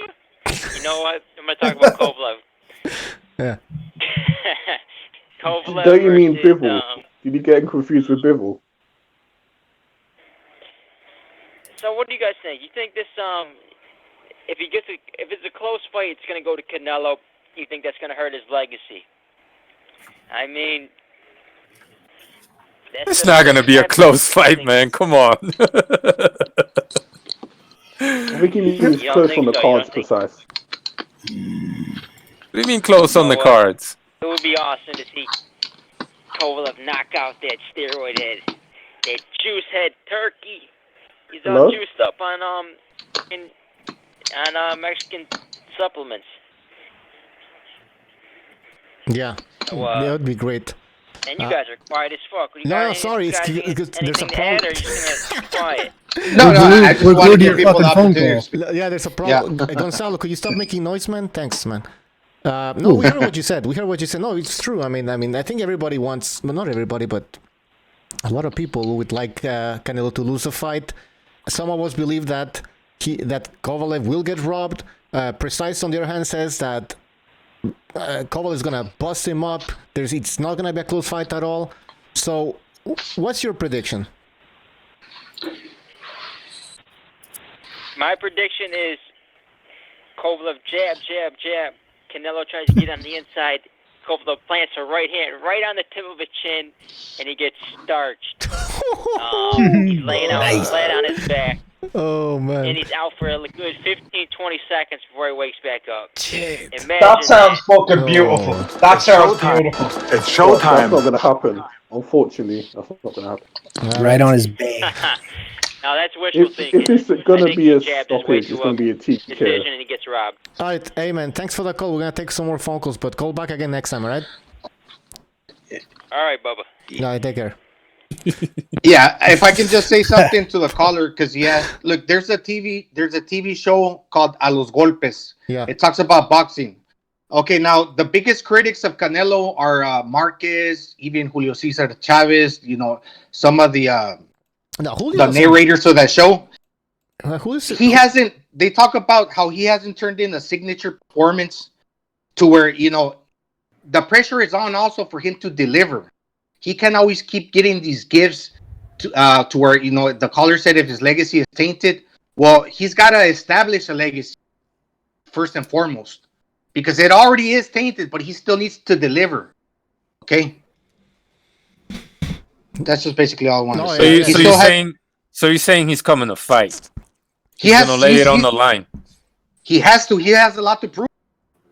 I hope he does. Because if he tries to stand with Sergey, he's getting fucked up. Like, believe that. He's getting fucked up. Like, he can't. Dude, he went life and death with a Golovkin that went life and death with Derevianchenko. That went life and death with Jacobs. And then Canelo went life and death with Jacobs. Come on, man. Young, prime Canelo is going life and death with guys that are drained at the weight. They're way past their prime. Now he's going to step up 2 weight divisions and knock this guy out. I'm not saying you're saying this, Gonzalo, but he's getting fucked up in this fight, man. Look, Butcho, about a year ago, someone mentioned the fight on the show. Do you remember my response to that? I laughed my fucking ass off, man. Whenever I first heard of this fight happening, it's a joke, man. Canelo, come on, man. He is not a special fighter. He's a privileged fighter. What people are saying he's going to do is reserved for special fighters, and he ain't that. All right. I completely agree with Precise, but I think Kovalev's gonna beat the absolute bollocks off. The only difference between me and Precise is I just think Canelo's gonna just manage to survive to the end and rob him blind. All right, guys, we have. And as soon as he hurts him, the referee's gonna jump in and all that. Yeah, I mean, it's possible, I guess so, but I'm not like. Like I said already, I'm ignoring all of that because when I sit down and I watch this fight, and look, maybe I'm deluding myself, and maybe I'll be fucking disappointed and pissed off. Whatever.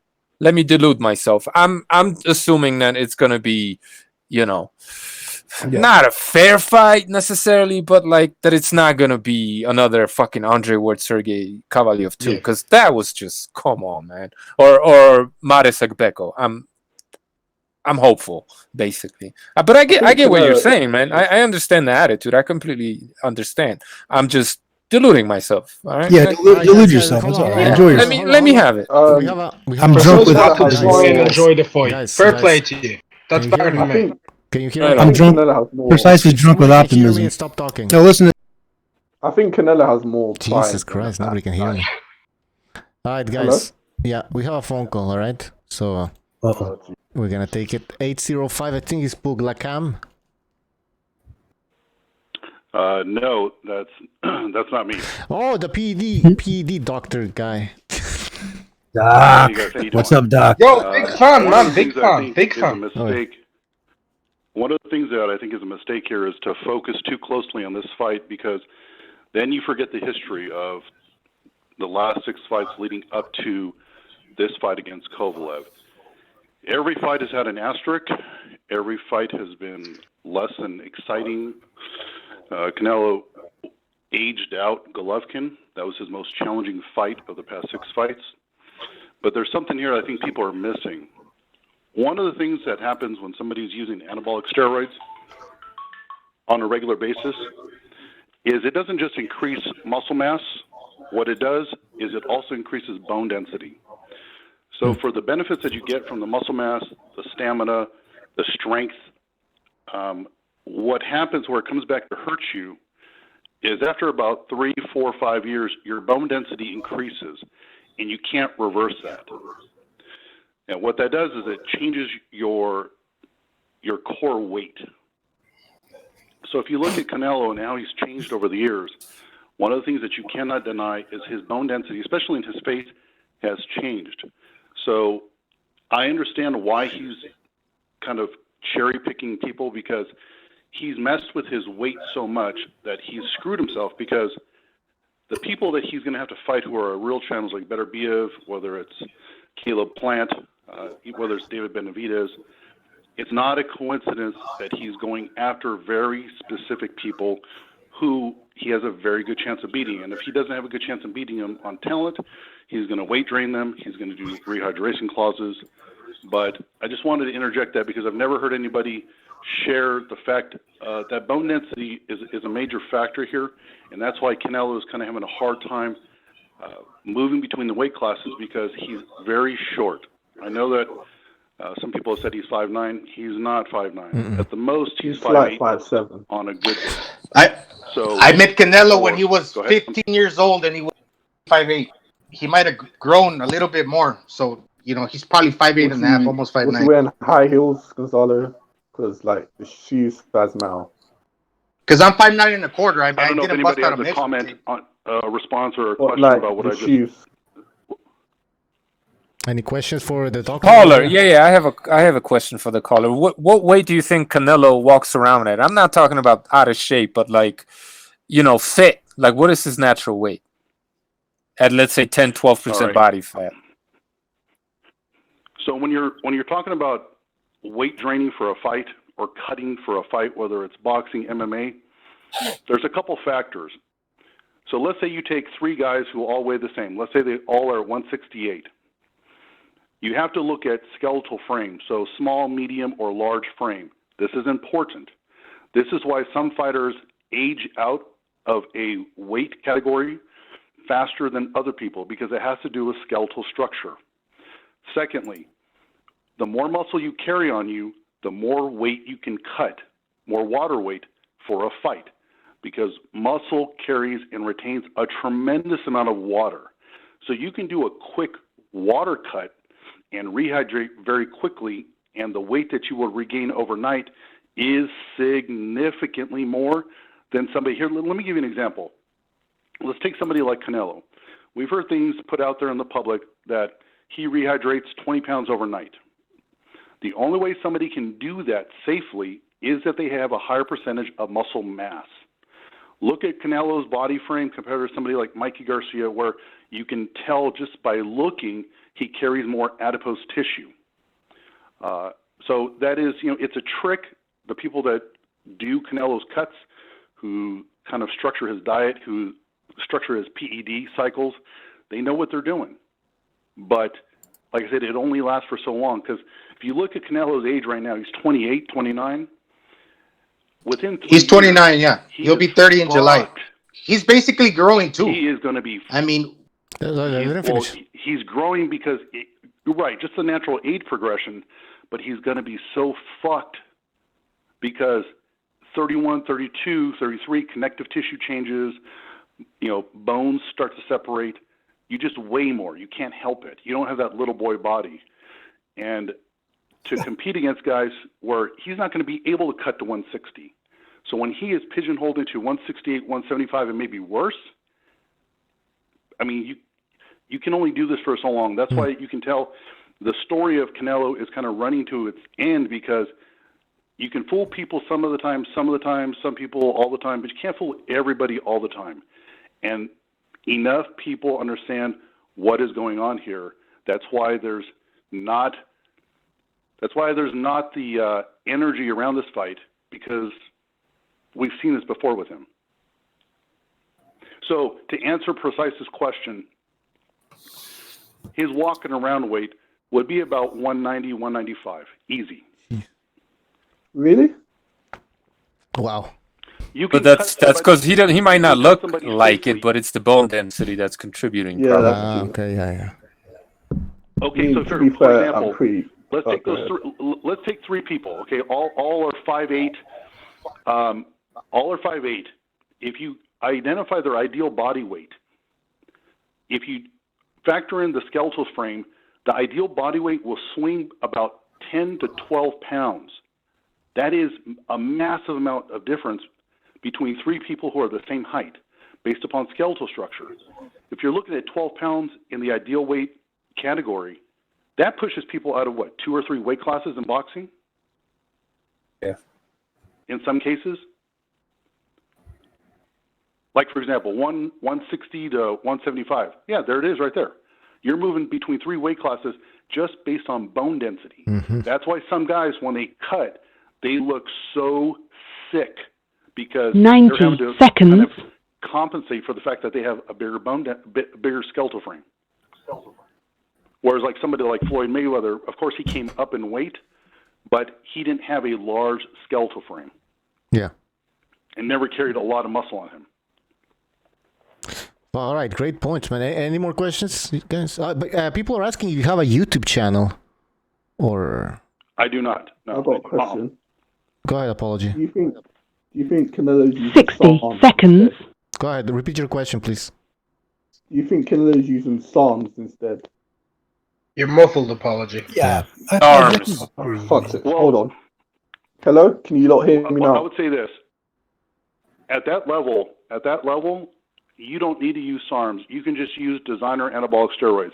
You see, every anabolic steroid that's ever been created, the chemical formula is out there, and if you are a chemist, it's very easy to assemble that drug. The other thing that Canelo does, and you guys will start to catch on to this, in between fights, he comes off cycle and he drops a lot of muscle mass. And then he puts on a tremendous amount of muscle very, very quickly. The reason he does that, he's trying to keep himself within a certain weight range 10 so he doesn't seconds. kind of grow out to where he's stuck at 175 exclusively. Look at him in his off-season pictures. He gets very lean, but he loses a lot of weight. They're very good. The team that he has, the chemists, the nutritionists, the doctors, they're very good at what they're doing. All right. Hey, listen, we gotta get you on the show. Like, just do a special Yeah. show on PEDs. Man, I know we talked about it, but then we got busy with our stuff, and but yeah, we definitely have to do another show, man. I have your email still, so we'll contact you. All right. I'll ask one more All right, quick gentlemen, question. thank you very much, and have a good Still afternoon. here. All right. Thanks for the call. Yo, hold on, caller. Dr. Deca, thank you, brother. Yeah. Seriously. Yo, is he still there? No, he's gone. Apology, you still sound like you're underwater. Yeah. Take that mask off. Take the mask off. We gotta get You this. sound like you got a bandit mask on. We gotta do a show with this guy, man. Like, he knows his stuff. Like a full-on show with PEDs. That would be great. 315, you're on the air. I think it's 1-2 Kid. Yeah. Yeah, How's it welcome to going, the show. Richard? What's on your mind? Well, like he just said, it's obvious that Canelo has always been a bigger guy for a while now in his career, because he couldn't even make 154. He made up his own weight class. If I drop 1 more pound, I'm gonna die weight class on Clint Buterol. So you know he's a big guy, and you also know he's a big guy because he was taking those big shots from Triple G. So it's possible that he can take a shot at the size that he is against Kovalev. But the question I have is, like everyone else is saying, is how is he going to get inside? It's probable, boy. How many times has he done that? And then the other thing is when he gets inside, does he have the power to hurt Cole other than to the body? And Kovalev himself has no inside game, next to no inside game. He slaps, he holds, it's like he tries to get off, but he really can't. He needs that full extension on his punch. And then when Gonzalo said he has to avoid the uppercut, I'm like, how many uppercuts has Kovalev thrown in his entire career? 2? Yeah. I'm just saying. What do you guys think? Gonzalo, what do you think about that? Definitely. It's been said, and I'm not gonna totally agree. I don't want to sound like a fool that Kovalev is like one-dimensional, but he's definitely is at a disadvantage on the inside. Just basically his physical the way he's built. You know, he's tall, he's long, and he's rangy. So his best work is on the outside. Yeah, no, that makes sense. Would be favored because he's a shorter guy. He's gonna. I disagree. I wouldn't favor him on the inside because Sergey is just going to grab a hold of him and push him back. What's he going to do? I was thinking about yeah, he's strong. Remember Andre Ward, the master of clinches? Man, he manhandled Andre Ward. Ward. Exactly. I remember that. I was like, whoa, man, this guy's strong, man. Like, what Canelo's going to do? He's weak on the inside. I mean, that's what the ESPN commentators say. He's gonna throw a looping right hand over the top. Think about some scissors. When you have like a pair of scissors open and you close them, he's gonna throw the top blade is gonna be over the top, and the bottom is gonna be the left hook to the body. Think of some scissors when they're open and you close them. He's gonna throw a looping right hand over the top, and in tandem he's gonna go to the body with the left hand. Those are the 2 punches, and the uppercut. He's gonna throw a right uppercut. So the scissors are going to be wide open for that rock to go right in the middle. Bam! That's what you're saying, bro. But from the inside, does Kovalev have the game? Like I said, it was hard for me to think of a punch. He can create separation with his legs. Gonzalo, that's what Kovalev can do. Gonzalo, yes. You're saying he's going to be throwing those 2 punches on the inside? Well, he's gonna throw that right hand, not at half combat speed, but kind of with a little bit of delayed reaction. It almost looks like a feint to where it's gonna catch Kovalev's attention. But in the end, he's gonna throw it. And when he throws it, he's already gonna be intent on throwing that left hook to the body. That's his plan. He throws 2 punches at one time. Before he throws that punch, he's gonna be eating a jab. That's what I'm saying. On the inside, yes, if Kovalev can create the separation, because he's smart. The best inside possibility that Kovalev can use is creating the separation with his legs to, throw a punch. I agree. I mean, it's not a given. Nobody knows, not even Eddie Ray knows. Want to kid anything else? No, that'll be about it. Thanks for having me on, guys. All right, thanks for the call. See you 1-2, kid. Okay.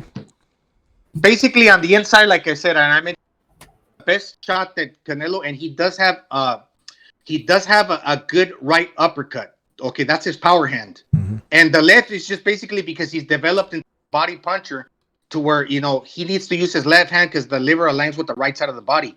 So when he throws that uppercut, it's going to lift Kovalev's head up. And when he lifts Kovalev's head up, that opens up the body because you got to lift your gloves to protect your face. And then it also, it throws your vision to where it's not at the same plateau, and he's going to go into the body. That's what Canelo won't land an uppercut perhaps all night, but definitely not before the 6th round. He will not land an uppercut on Sergey. There's just the geometry is just not there for that punch for him. Maybe a crazy uppercut half hook to the body, maybe. But like when Canelo does that thing that you're describing, obviously we all know that Canelo's left hook to the body is probably his best punch. And what Sergey will do is pivot away from that punch. So he might get hit with it, but he's going to be also riding that shot. Like it's not. Who's echoing? I don't know. But it's I'm hearing me. Sorry. Ucho, yeah. God damn you. If you watch Sergey shadow boxing or just fighting, period, that's what he does, right? He throws his punches and then he pivots away from the left hook. Canelo, can he hurt him with the right hand upstairs? Yeah, probably. I mean, Tank Davis could probably knock out Deontay Wilder if he hits him with the perfect shot. But,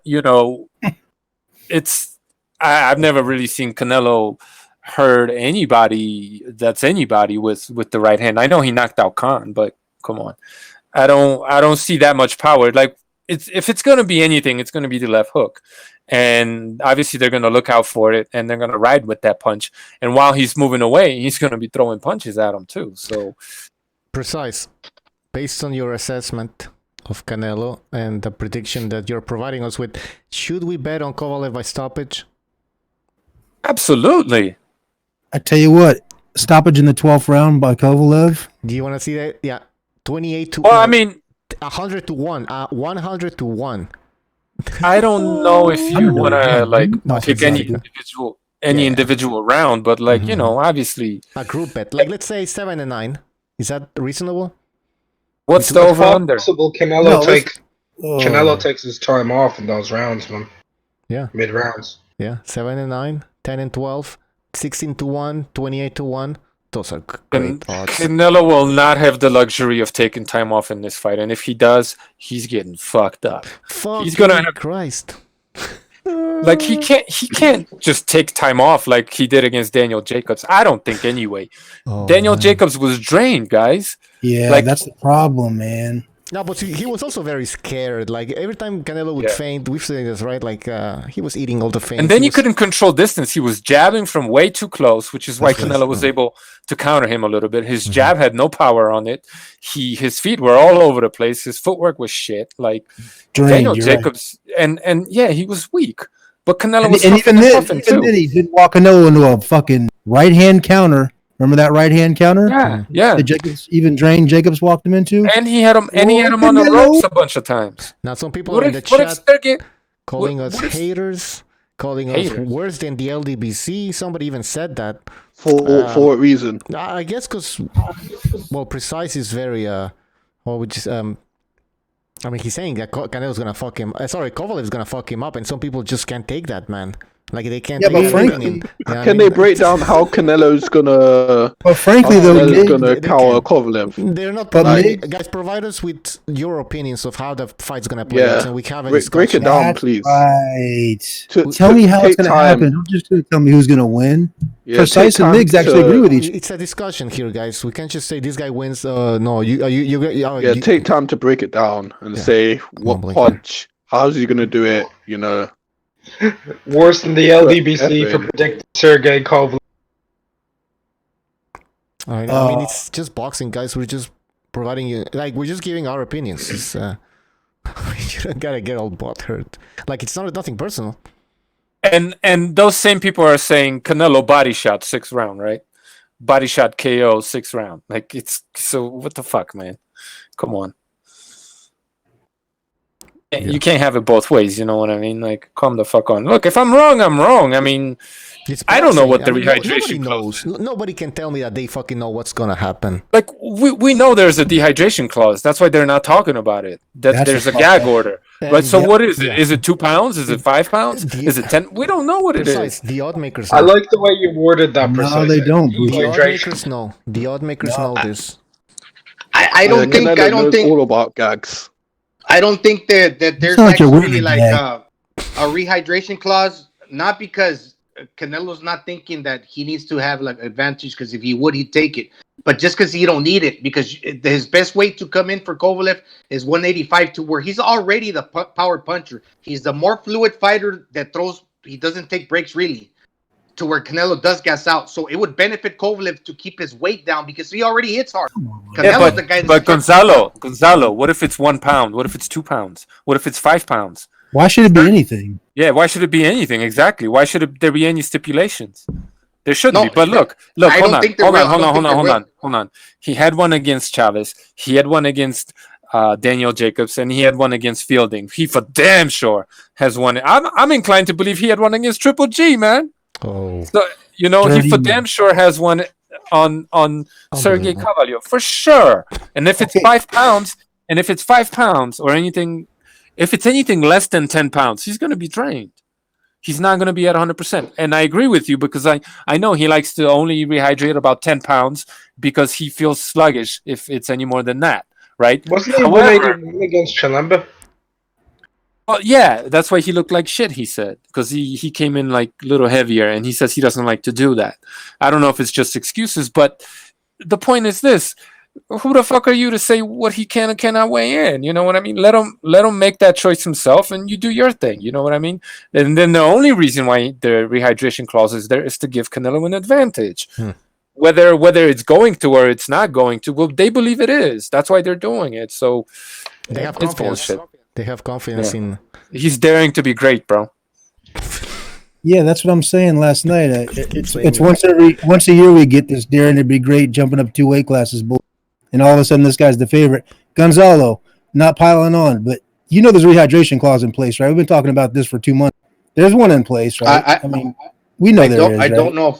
I know, but Kathy Juba says no comment. Well, we don't know. We don't know. I know we don't know. Yeah, is it likely? Becomes a question. Kathy Duba says no comment to the question. Oh, yeah. Why would you respond no comment? Okay, so we know there is. There is. Hopefully, at some point we know how much that. Look, flip that argument around. If there wasn't one, Canelo would be bragging about it. You know what I mean? So, oh shit! Duba would say no. Yeah. Duba would say fuck him. Yeah, exactly. So it's that makes unlikely that there isn't one. Why would you say no comment? Do you think there's any other? Do you think there's any other stipulation? Do you guys remember the Bernard Hopkins fight? Yeah, you remember the Bernard Hopkins fight? Kovalev couldn't what was it? He couldn't punch the wall with his gloves or something like that to smoothen it out so he can feel the knuckles in his gloves. I forgot what it was. Hopkins. That's also part of my prediction. So dumb. He's under a microscope. He's been under a microscope. They're gonna look at how he wraps his hands, and they might be one of those instances where you have to re-wrap the hand because there's something that they don't like. But Kovalev he knew this from the beginning, right? Like what he was getting into. He's getting paid for it handsomely. It's a negotiation, yeah. Every glove, every pound, rehydration. Kovalev should be smart enough to not give everything to Canelo. Hey, like every listen, single thing. Yeah, but it's a You would do scale. the same thing, apology, to get that much money. Well, He's gonna not give him every the single- left, then the right, and then the left again. That's what he's gonna give him. Right? Fuck Canelo. But I won't give everything to Canelo. Like I'll give away the weight, but not like gloves or ring size or like. You know what it is. Look, Sergey, he had. People could say whatever they want, but he actually had some bargaining power here because Canelo had no choice. He had to fight either Triple G or Sergey, and everybody on the inside. It wasn't even a secret. Everybody in boxing knows this. Okay, anyone who wants to go against that narrative, you just don't know what you're talking about. He had no choice. Knowing that, Kathy Duva and Sergey, they had to understand that they have some power here. Yeah. So I don't think they got completely fucked over. They probably agreed, if I had to guess, to a 10-pound rehydration clause because that's pretty standard. I think they agreed to that. It shouldn't be there, but I don't think it's going to be that big of a deal. Yeah, you know what I this mean? guy wasn't Rocky Fielding. Let's just be clear on that, Yeah. right? I mean, no. If I rehydrate 15 pounds, what do you do? Cancel the fight? Wait till you hear my prediction. Sergey's coming in like the real old school Russian gangster. That you want to see the real heel, not Canelo. He's not the villain. Kovalev's coming back, baby. No, the racist T-shirt, pounding his gloves against the wall. I'll Imagine if he walks out. waving a Soviet flag there. Yeah, Grab imagine the if he walks out I'm gonna with give her a the. kiss, and I'm gonna throw a fucking wad of money at her. I'm gonna wear a Imagine if racist he- T-shirt like the Pascal Yeah. fight. I'm not giving a fuck. I'm He's coming gonna in throw there, me bananas. and Buddy McGurk. Apologize. He's gonna throw bananas out. He's gonna be like, "Yeah, crush her," and start drinking vodka to the ring. No, he's gonna try to get another body on his. Guys, if Canelo wins, like hold on, just fuck. This channel's gonna get flooded, man, with people shitting on us, man. No, just killed once. He killed once. He'll kill again. Canelo. He's gonna fucking chalk you off. Oh man. The funny You know thing what? is, One interesting thing I saw. Yeah.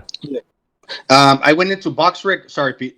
I went into BoxRec and I tried to find. Well, I actually went to BoxRec to try to find out a fighter comparable in size to Canelo that Kovalev has fought to kind of look at that fight to see something.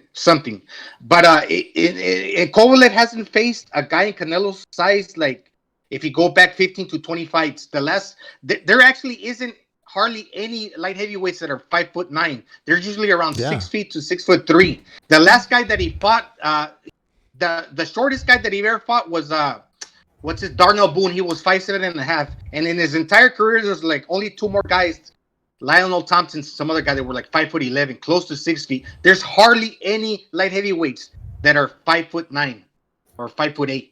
The only guy, but interestingly enough, he fought Darnell Boone, a guy that's 5'7", and the first fight he got a split draw, a short guy. Oh, come on, Gonzalo. Not a split draw, a split victory. Correction. You think the height's But going to that- throw him off the other way? You mean you think it's going to throw Kovalev off? You're saying? No, not really, because there's hardly any light heavyweights. I just thought it was interesting that he got a split victory against a short guy in 5'7.5". I know what was the Superman, the guy that the Haitian guy. Adonis. How tall was he? Adonis 5'10". Oh no, 5'11". I think 5'10", 5'11". I think he was a little bit shorter than that. I think he's like 5'9". I think 5'10", man. No, yeah. Well, anyways, yeah, he was short for the light heavyweight division, though. Yeah. No, what I'm saying, Peter, it's kind of unheard of for a light heavyweight to be that short. But for then sure. again, yeah. That was a decade ago. What? Yeah, I just thought it through. Darnell Boone and Kovalev. Oh yeah. All right, guys, listen, we're gonna have to end the show now. We'll have another show tomorrow, and the day after tomorrow, and on Friday, and on Saturday. So stay tuned for all of that. Yeah, thank you for joining us, guys. Bucho, can I give my prediction tomorrow? Because just remark. All right. You scared, Pete? Huh? Yeah, Pete, You come scared on, to give it man, now? come on, I'm not Pete. scared. I'm Yeah, not scared at all. Pussy. Come on. Pussy. I'll give it right now. Oh. I'll give it right now. All right. You ready for this? Yeah. Canelo unanimous decision. No, I'm joking. Listen to me now, and listen good, because this is gonna.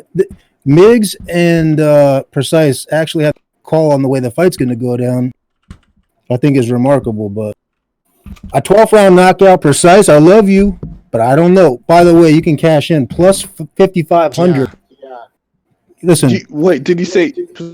Oh, good. Look, Go it ahead, could be Alfonso. 11, could be 10, could be 9. I don't know. He's knocking his ass out. All right. Besides, do you mean a TKO? Do you mean a TKO or a knockout? TKO. Oh, He's not okay. going to sleep Canelo. He's too juiced for that. I'd love it if he just fucking laid him straight out. Like The you know. sweat is full of juice. All right, Pete, go Yeah, ahead. Kovalev comes in. He's got nothing to lose, and neither does Canelo. Kovalev, neither one of them got nothing to lose. Kovalev's going to come in here. He's going to rehydrate to wherever the fuck he wants to. If he wants to rehydrate, I don't know about this 10-pound rehydration because he said that at some point in time, some fights. Do it! Come I don't on! believe that he rehydrates to 185 in the ring. I just think he's heavier than that, period. But they're not going to cancel the fight. They're just going to penalize you. Yeah, there's going to be a monetary fine for every Come pound on! Do it! That's right. Do it! So he's going to come in. He's going to skin the gloves, pound him against the wall like the old school. He's going to take whatever juice he wants.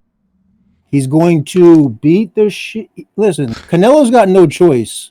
If he thinks he's going to stand his ground and not get ran over by Kovalev, I think Kovalev can let Canelo come to him and counterpunch him the way he beat.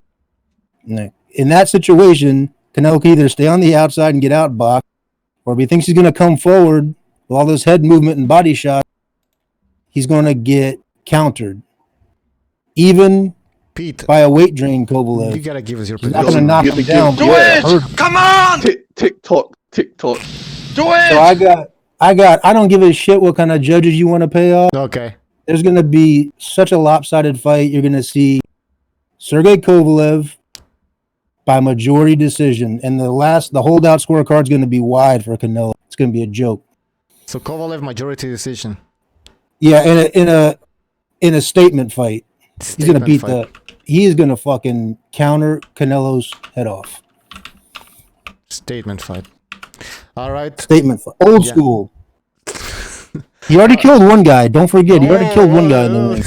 I mean, God, Jesus R.I.P. No. R.I.p. All But right. motherfucker will do it again. Yeah. All right, guys. I can respect that. I can respect that because that's what I want to see a fight. Guys, subscribe to the channel. Check out Discord, Twitter, Patreon. Support us on Patreon, PayPal. Guys, let's make this show great. Guys, have a good night.